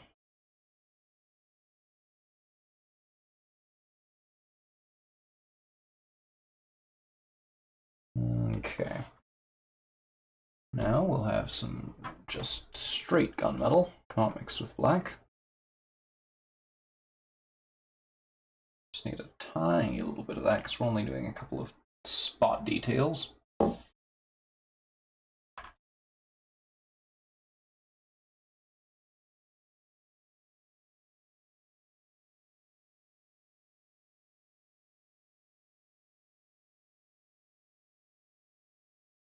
It's kind of funny, in the back of my head I know it doesn't matter because we're dealing with just such large quantities of everything that it's irrelevant. But like, I kind of feel like I shouldn't be using as much of this paint and thinner as I do. Oh no, it's so much. It's just one drop for this detail. A whole drop that I'm using up. Like, what'll I do if I run out? And the answer is nothing, because I won't run out because there's just way more of it than I need. It's kind of silly. Silly thing to get hung up on.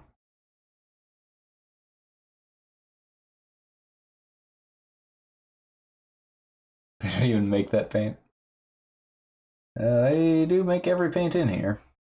So that doesn't matter. I don't have that problem. Do need more of gunmetal because it's too thin.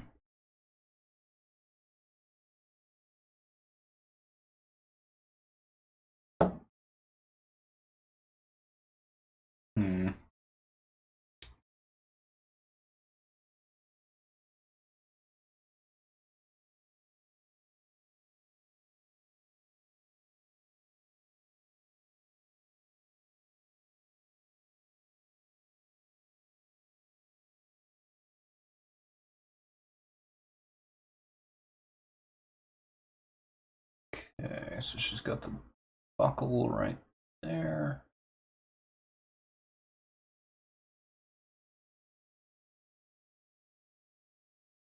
Alright, anything else? Yes.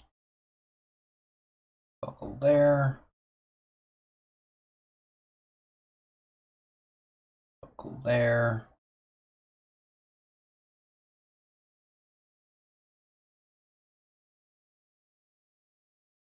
These weird little bangles on the back of her belt. Put those in. There's a couple on the sides as well.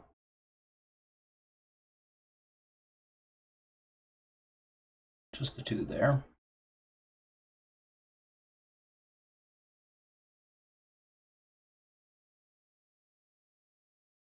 And over here on her side, she's got what appears to be a pouch or a holster of some kind. So I'm just gonna assume that that's like a dagger holster or something. Holster, what am I talking about? Scabbard.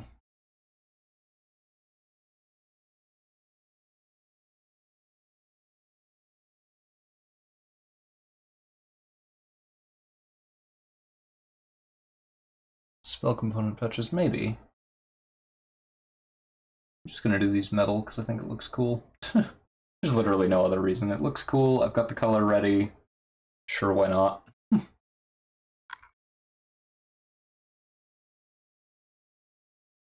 But I will go over that with a wash because right now they look very bright.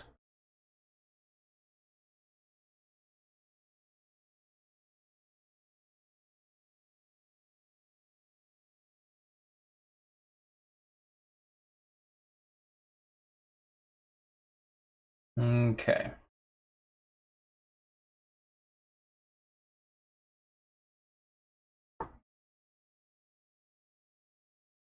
A little bit of extra paint on this spot here. So we're going to get rid of that.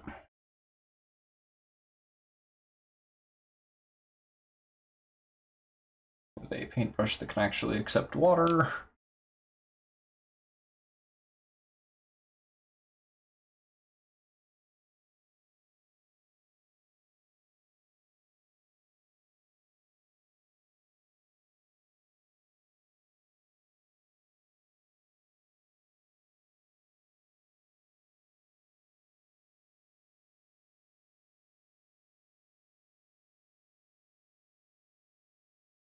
Okay, that should be okay. She'll just have some slight shiny spots around her belt because those are individual metal particles and there is no way that I'm going to be able to get all of those off individually. And I also don't really want to paint her entire belt again from scratch. So we will live with it. That does mean that I need to pull the black wash back out again.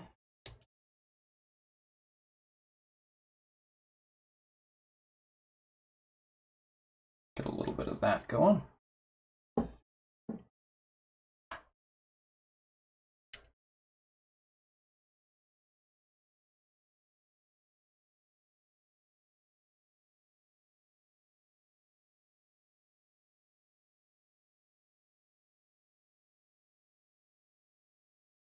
Okay.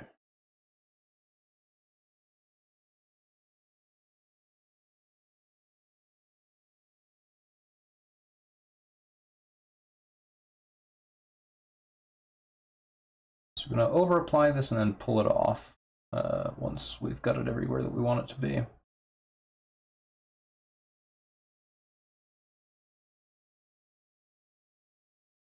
Because it is a very heavy wash. We don't want it that heavy. But we do want to make sure that it gets everywhere that it needs to be.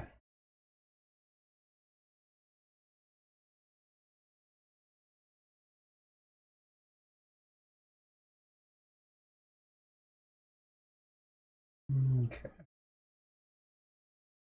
So a lot of these areas just need like a slight touch of it.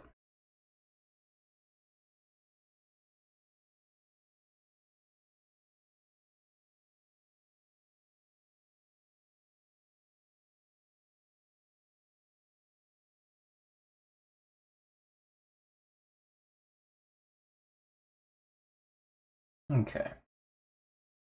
They are going to have a bit of a dark line around them, but that was there anyway. It just stands out a little bit more because they're metal now.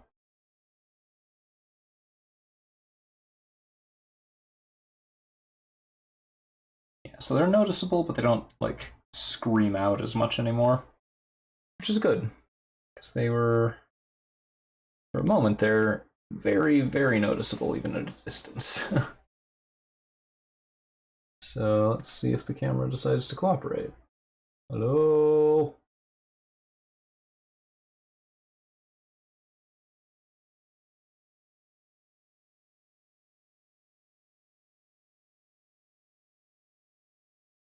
Trying to do this while keeping it all in focus.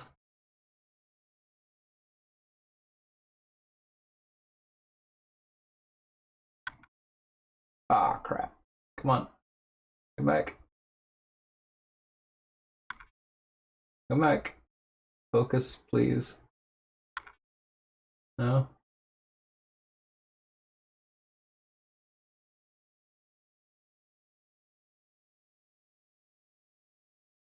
Okay. Come on. There we go. Alright. So, that's where we're at. And that's just about everything except for the big dramatic explodey fire and ice ball. So, with that, that means it is time for the crazy colors.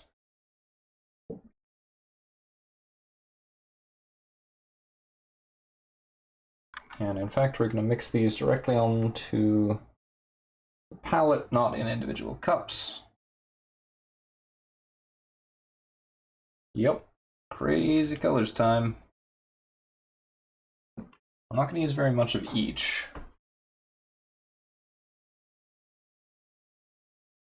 So we only need to go a short distance with each one.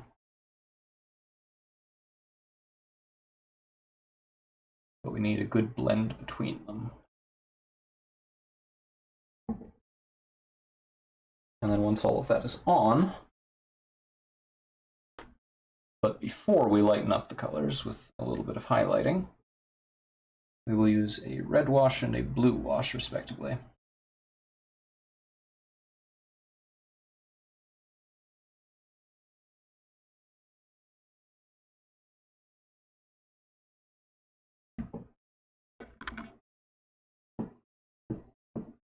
Just get these back where they go.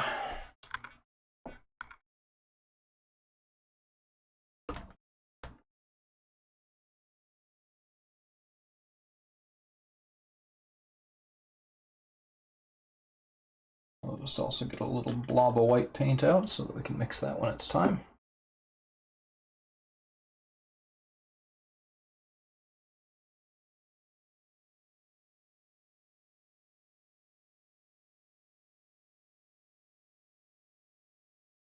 Okay. A little color mixing toothpick handy.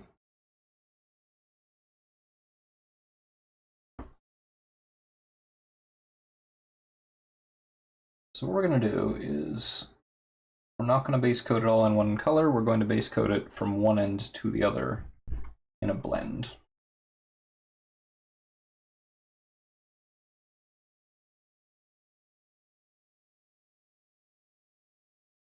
And that blend is what I'm doing right now.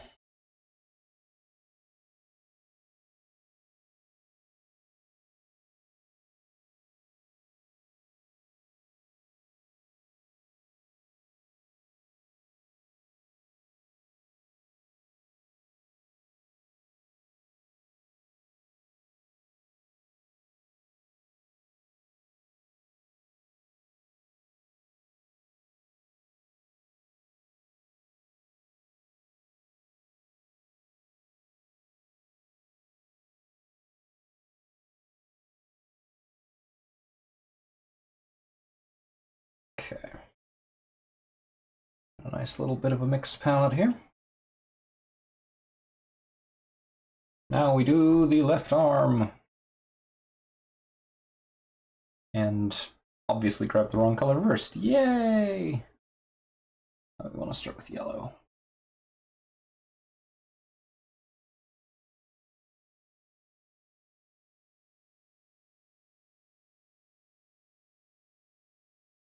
And the yellow especially, well, you know what? I'm going to change my approach at the last possible second because this is not how I want to do this. I'm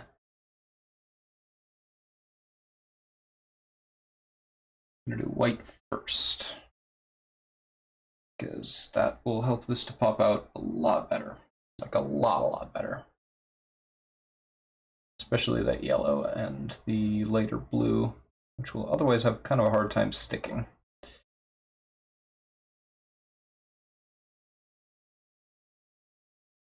Just going to basically use this as a primer, or reprimer, I guess.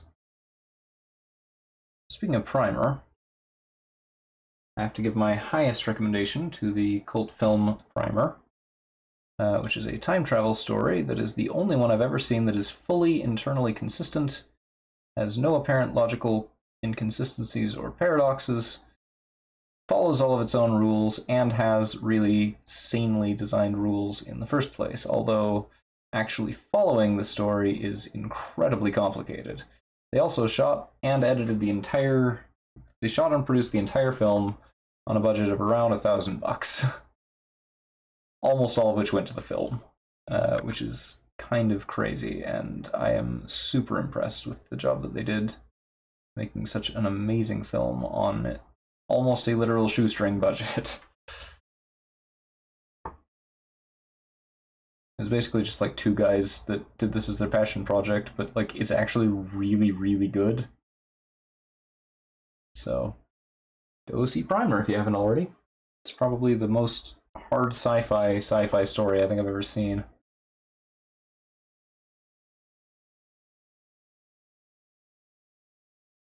It's actually got some like proper intrigue to it. It's really cool.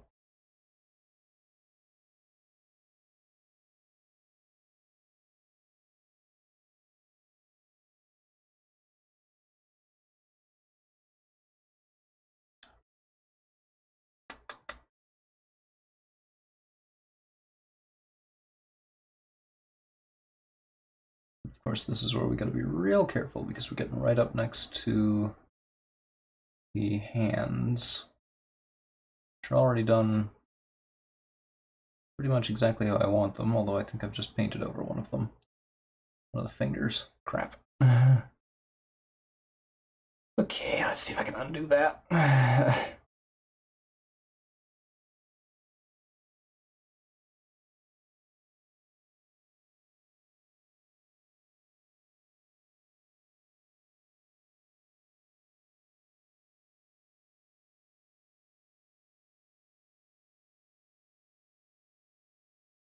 Some of this getting on the fingers is actually just fine, but I completely covered that one and I didn't want to.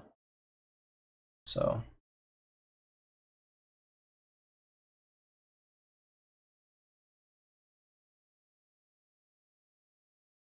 Alright, back to it. So the gist of Primer, while we're on the subject, is that these two guys build a box, and that box can take you back in time. And you can only go back in time to the time that the first box was activated. And to go back in time, you have to spend an amount of time in the box equal to the amount of time that you want to travel back.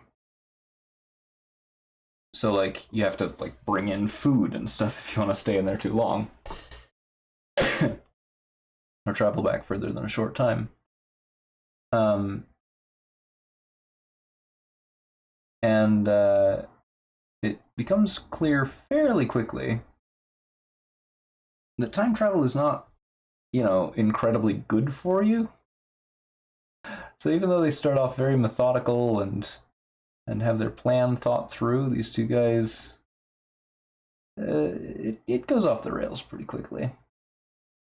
And the way that it does so is really interesting, and actually following how it does so requires really complicated flowcharts. And I don't honestly feel like it's spoilers to look at those flowcharts, because you're not going to be able to make any sense out of the movie just by looking at the flowcharts, and you're not going to be able to make any sense out of the movie without the flowcharts.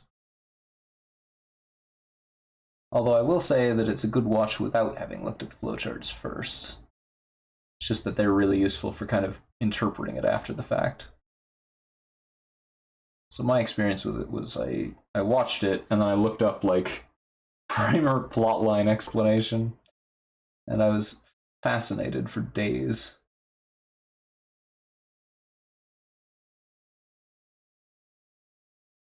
Because it is a super crazy movie.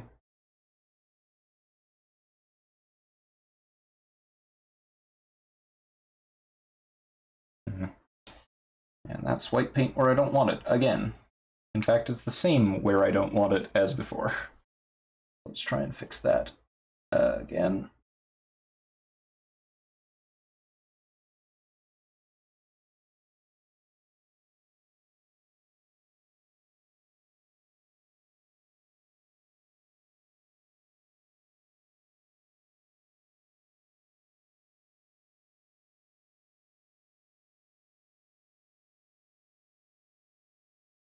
Okay, so that looks like it's about how I want it. Let's do the other one.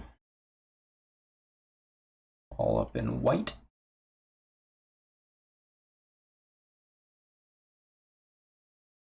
So the reason that we're doing this in white is so that the light colors will be more vibrant and show up better.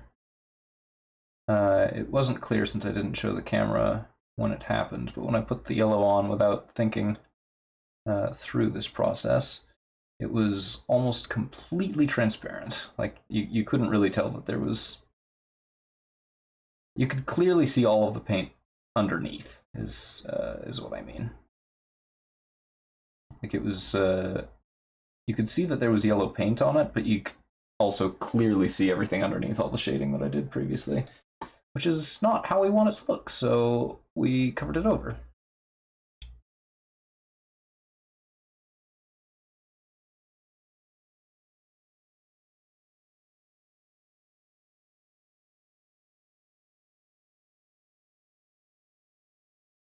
And most of this hand is covered up with the ice ball. Not the whole thing, but most of it.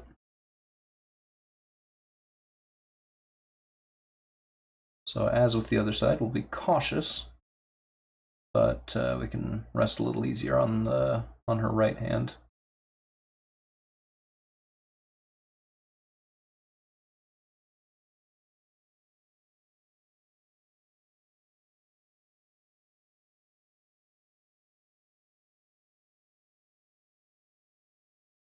On the topic of really bizarre stories, I also have to give my highest recommendation to the game off, for those who have not played. I won't spoil that one, but it isn't as clear-cut as the plot first seems. The combat is pretty straightforward and easy, until you turn a switch off and then come back to an area after having completed it. That's when things start getting a little weird. In a setting that is already extremely weird.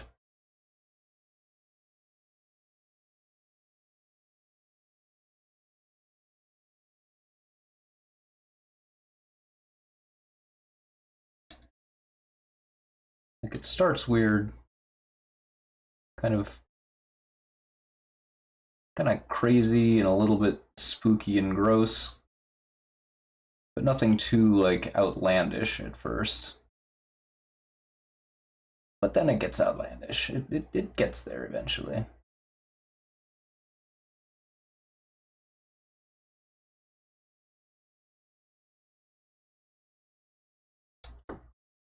Almost.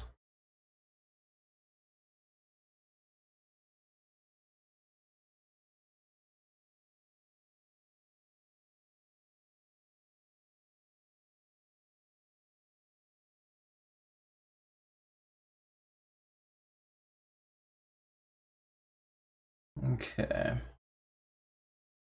Just about happy with this this primer coat that we've got on here. So now we can start the fun part. Fading together an entire sunset. Oh yeah, gosh, that looks way better.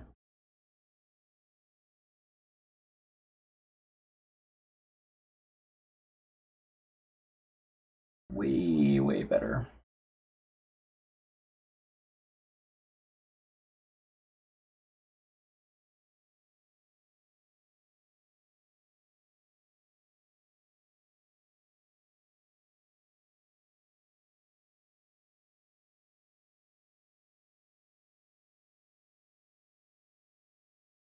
Yeah, see, now it's actually just yellow. Instead of like yellow over or whatever, it's just yellow now. Which is good. That's what we want.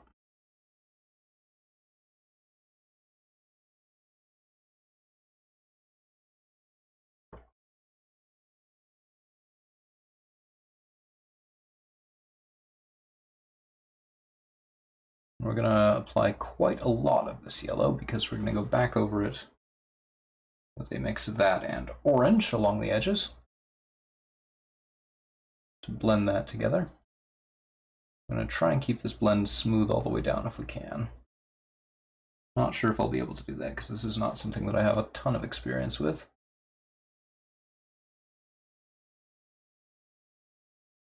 But applying loads of paint seems to help with that.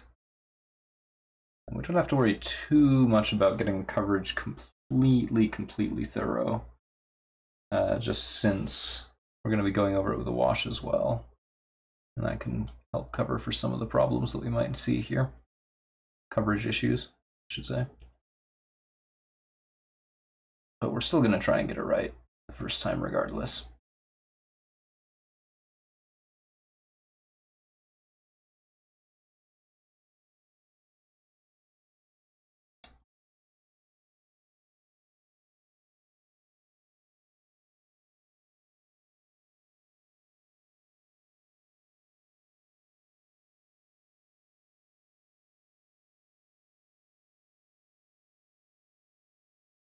All right.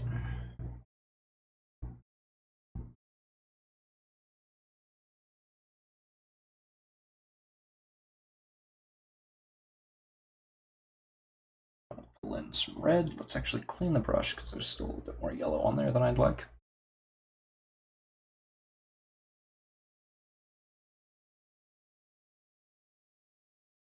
Start with some of the red mix in here.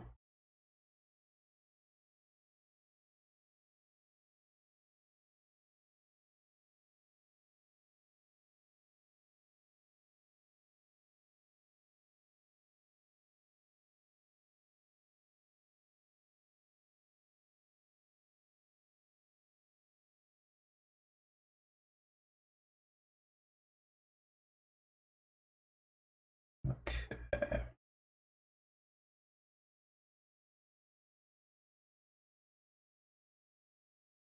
Yeah, that's getting closer to how I like it.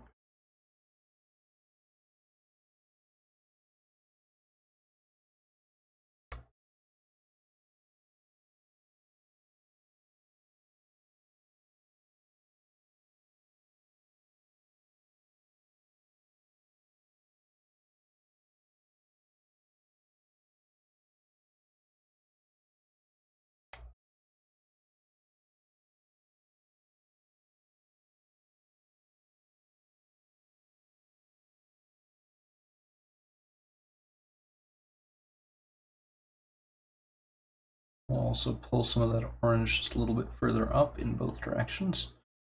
Just to kind of blend it a little bit more smoothly if we can.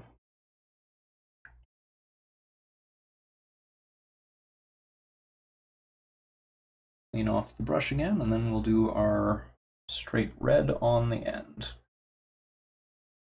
Mix that in with the red orange just next to it.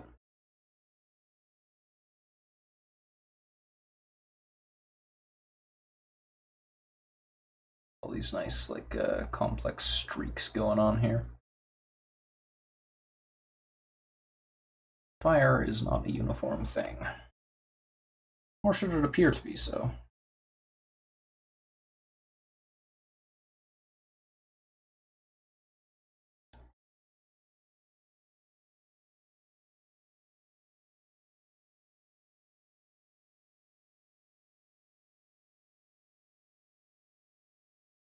So what I've done here is grabbed a little bit of orange on the brush, and I'm dragging the orange back towards the red and then taking some of the excess red paint and dragging it back up towards the orange and yellow sections. Give it a more smooth blend and a more like erratic coloration. That's sort of the look we're after here. Once that dries, we will hit it with the red wash. Be careful with that because it's going to really affect it quite strongly. But there's what we've got so far. Not that you can see it with the focus all out of whack.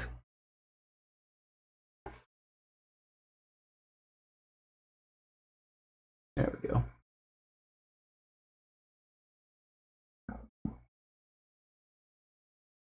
As you can see, it's a little bit flat right now.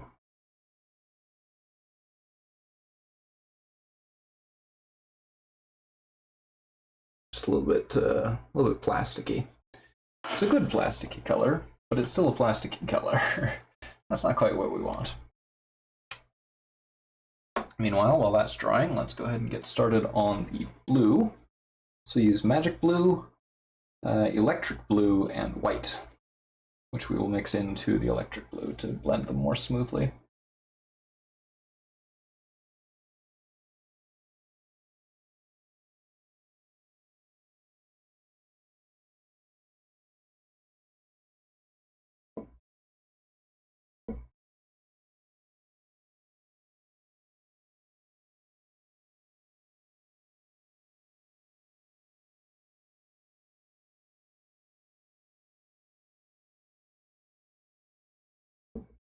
So there's those. And we're not going to use pure white on this, I don't think, except possibly as a highlighting color. But we will be using white as a way of lightening the blues that we're using.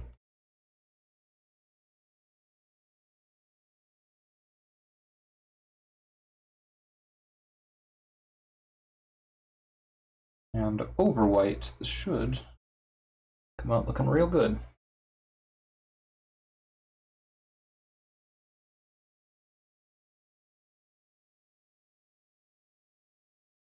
And that should there is what happens when I look at other people's work without seeing tutorials and have to just sort of guess.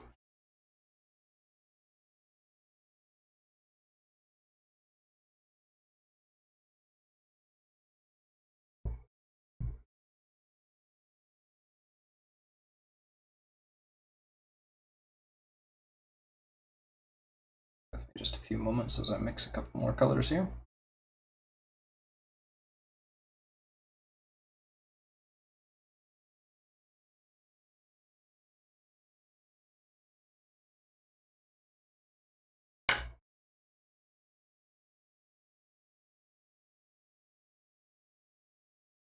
Just to make this a teensy little touch more vibrant if we can manage.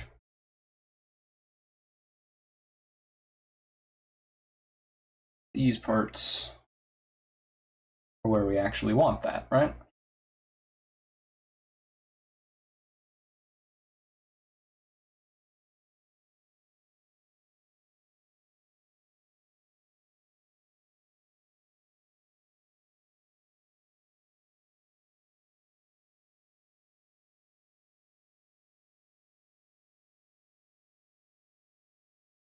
Okay, so we've got our magic blue, electric blue blend going on over here. Will take us part of the way to where we want to be, but not all the way.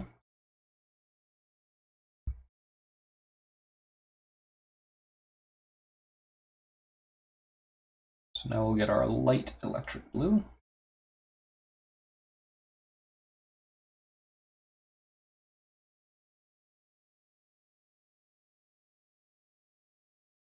And our dark electric blue as well.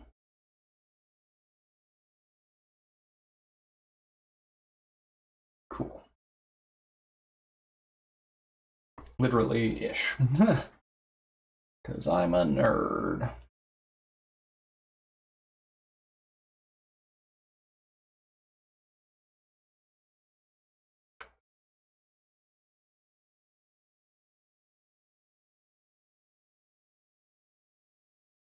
Okay, so we'll get the start of our little snowball over here.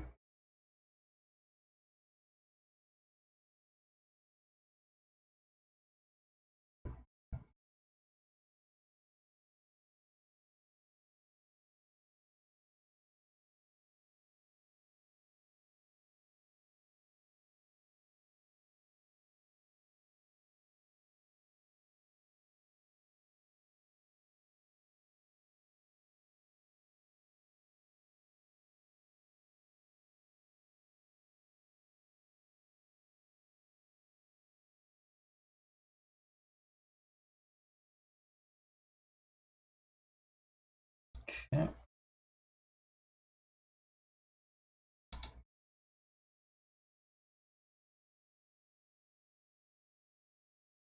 Mix those two up. This is probably going to have fewer blend colors than the other one did, because there's fewer colors we need represented overall.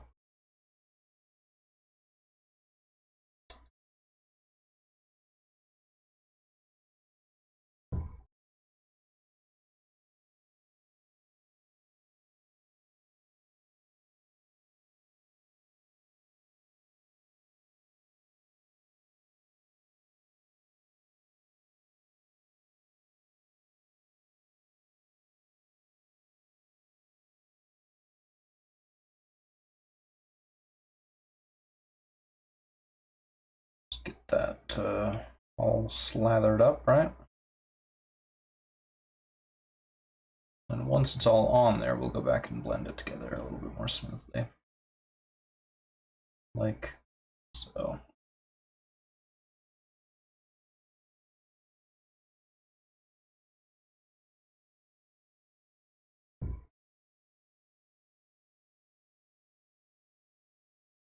Okay.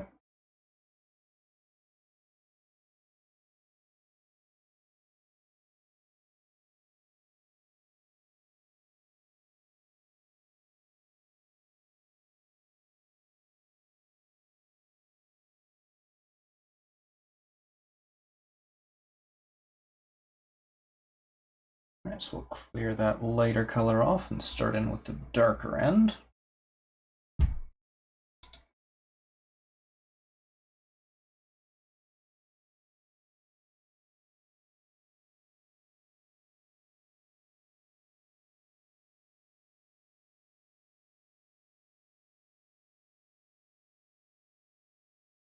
I'm just gonna kind of touch the ends of each one of these little spiky bits.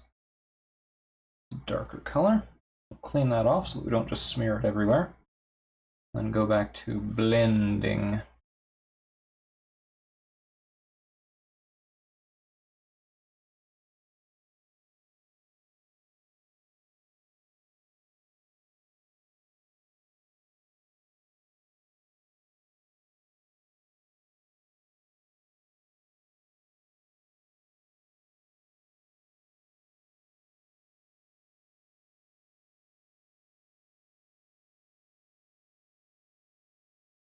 Alright. It's looking pretty good, actually. Not there yet, but it's getting there. Get close.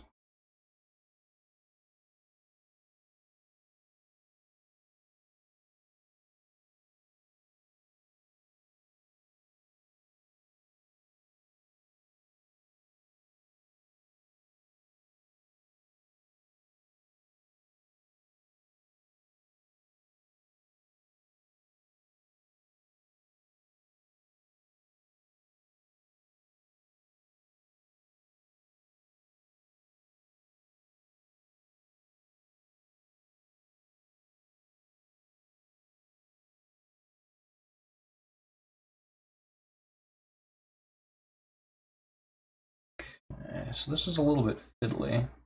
There's so many like little ridges up here. So many places that you don't want the paint to go.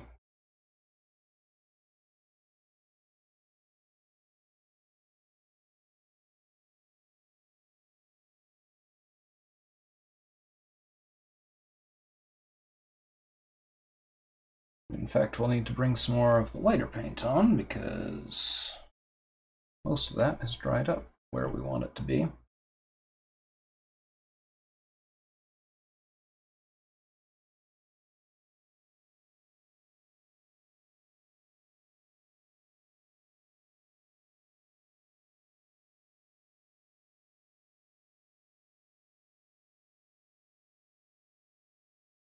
Alright, that's looking real nice, actually. I don't love how it's kind of covered up her hand a little bit, but I think I can live with that.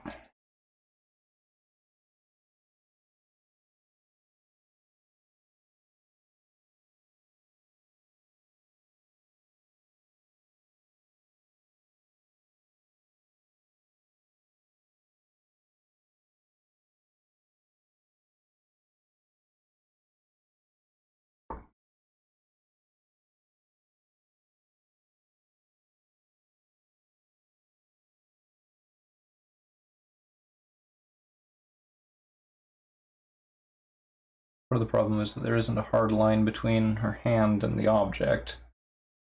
So I just kind of have to hope that I grab the right spots. A little bit tricky.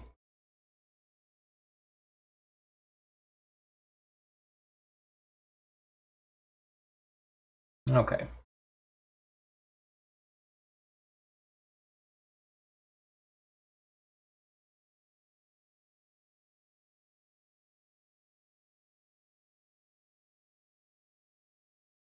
So what I've done here is picked up some of the orange paint that I lightened with white. I'm just going to go over certain spots of this.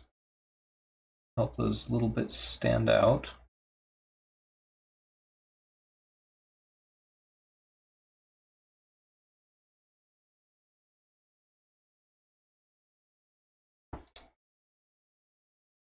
Oh, crap. Way too much pigment. Yikes. Oh, that spot's a little messed up. I'm gonna have to repaint that.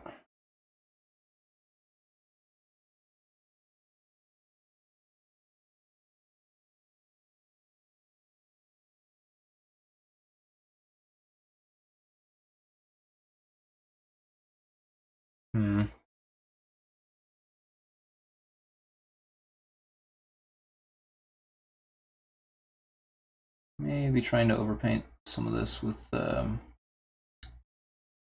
nearly white on a not dry brush was optimistic.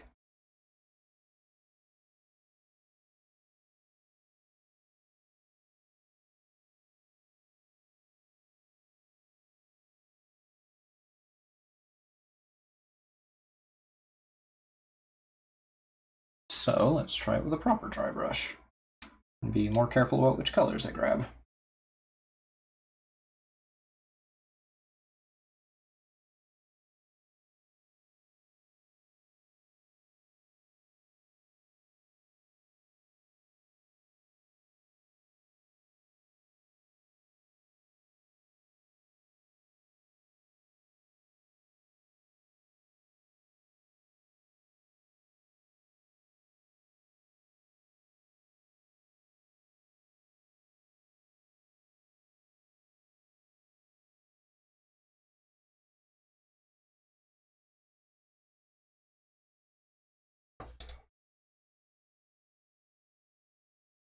Just to give it a little bit more pop.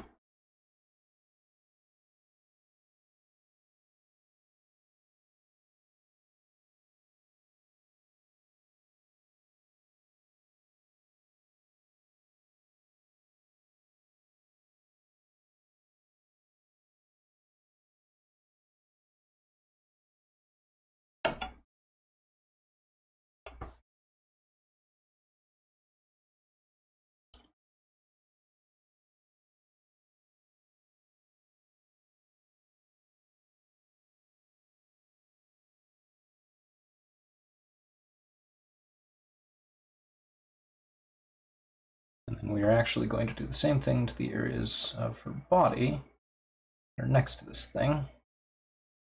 Make them glow. Not a lot.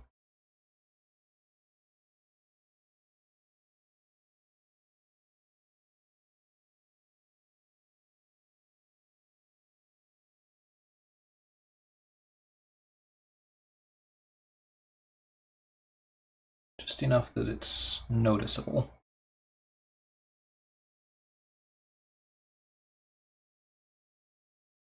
Lighting effect, eh?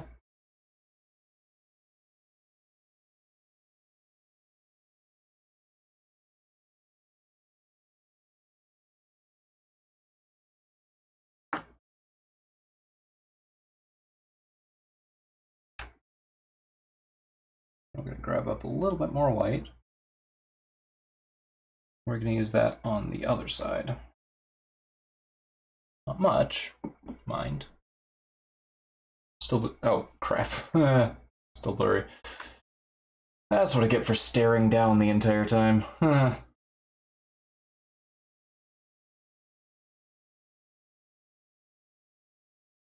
Figure nobody's watching, so... sorry about that. Most of it's probably not terribly visible anyway, from the angle that I've been working on it at.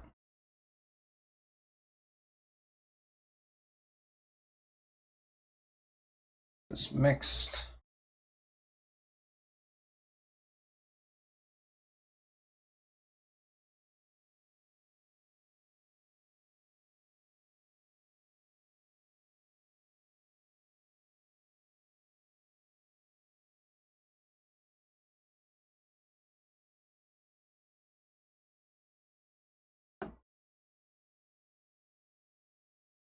Okay. That should do a little bit better.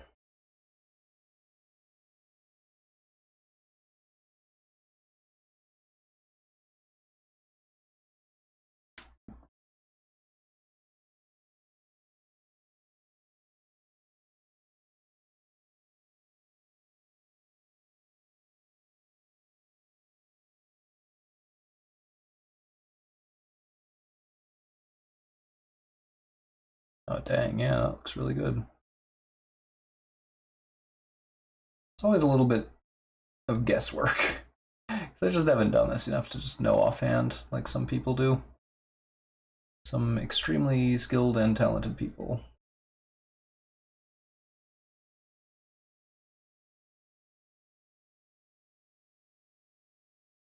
Of which I hope to someday be one, but am not yet.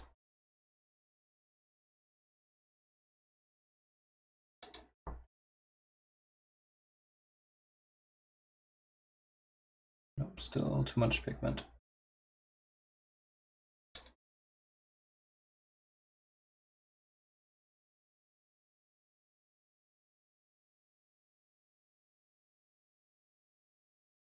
Well, the color on the board will be this one many. Yeah, kinda.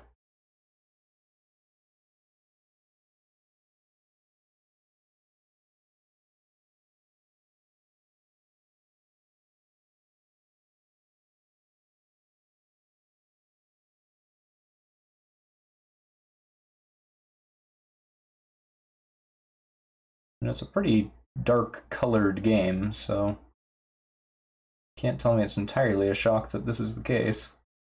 It's the only character whose art has like this bright stuff. Well, except the Tinkerer. The Tinkerer is pretty bright.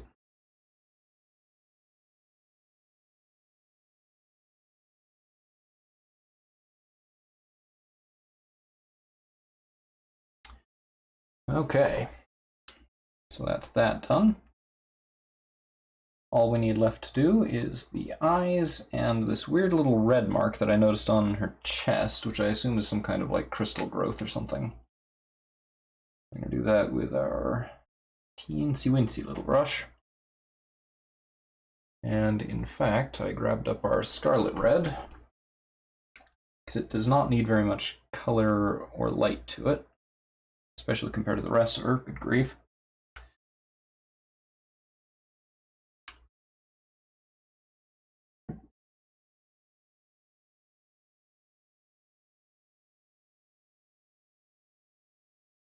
That's already way too much pigment.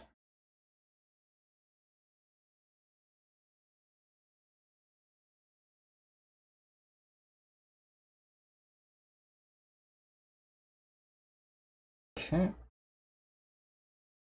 We'll give that like a tiny little bit of the brighter red, just the tiniest little bit.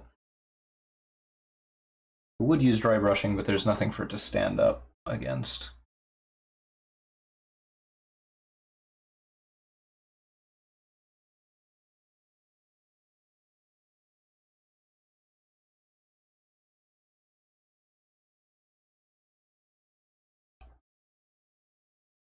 Okay, so that's done. We'll grab our hexed lichen, finally. It's been sitting there this entire time, waiting to be used. And that's going to be her eye color. With like maybe a tiny bit of white mixed in there for highlight. Hexed lichen, yeah, it's the next color over from royal purple.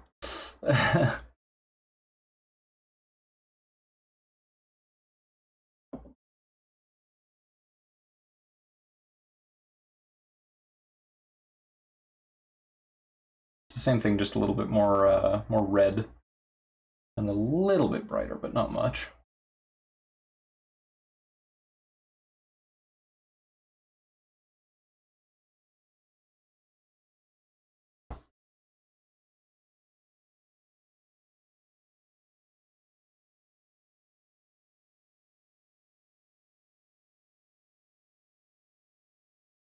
A little more.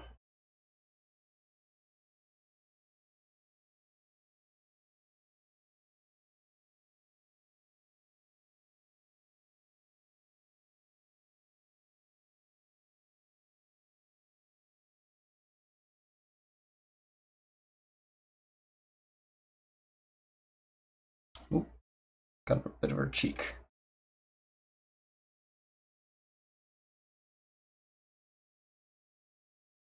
Let's undo that.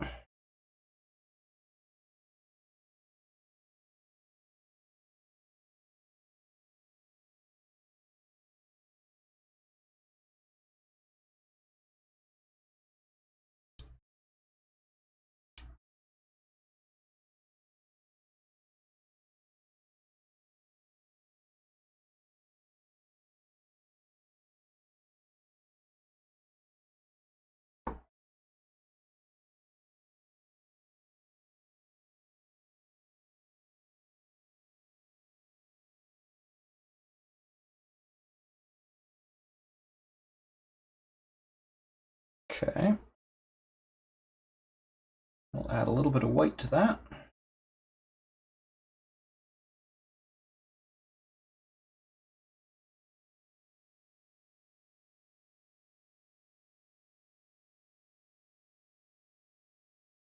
And then we'll use that color to highlight the eyes.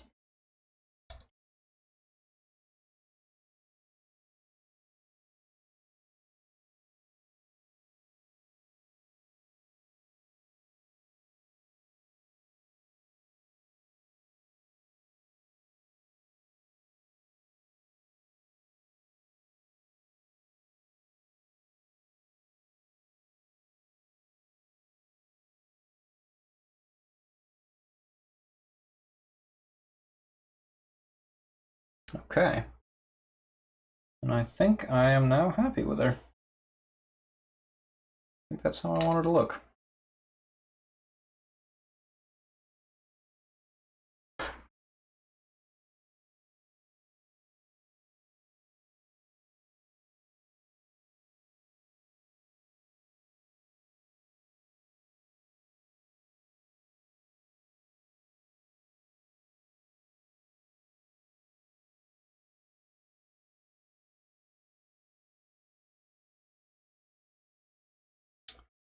What's the verdict? How do we do?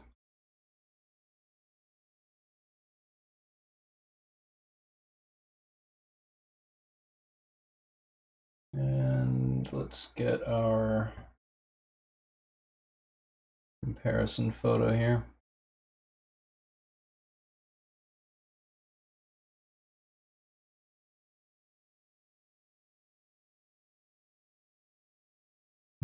Let's try that again with focus a little bit better.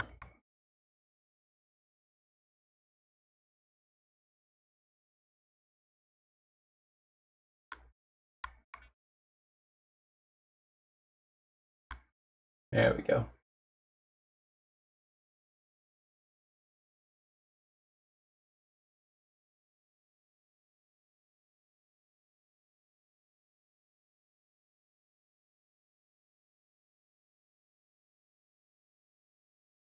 I'm really not sure what style that is, honestly.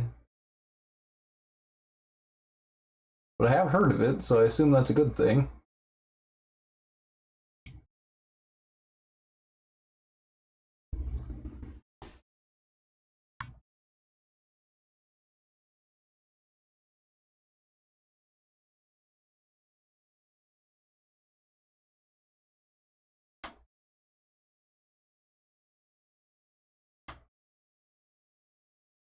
All right.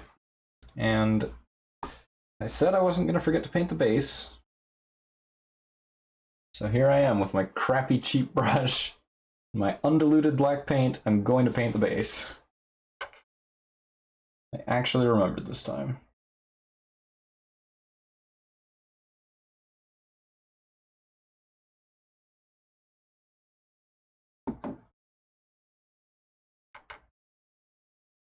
This is a nice easy one because it's got that rock down there, or the smoke cloud, whatever.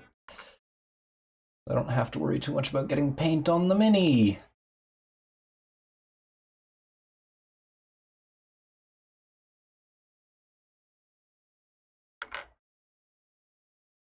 Plus it takes up a huge chunk of the middle of the figure, so there's less base to worry about.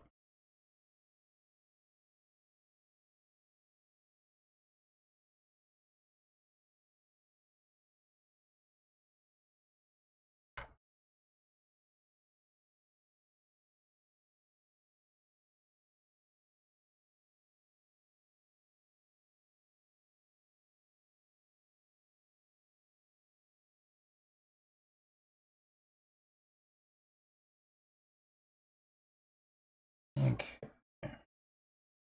This brush is really crappy. But as I said earlier, these bases are temporary. I just need to learn how to do basing, and then I will revisit them. They might not be temporary. But I'm going to call them temporary because that'll make me feel better about the crappy job I'm doing with them. They're just generic black and not even a particularly thorough coat of it. Okay, alright, that's us done for the night then. I'll go get my stuff cleaned up and get this dull coated, and then she will join the lineup properly. Everybody say goodnight to special guest Drunk Machine. And I will see you all next time. So, quick reminder, Monday we will not be streaming, but we will be back on Tuesday with either the Brute or the Tinkerer. Good night, Drunk. Alright. Well, it's been a good stream, and actually a pretty darn good week for this, so have a great evening, everybody.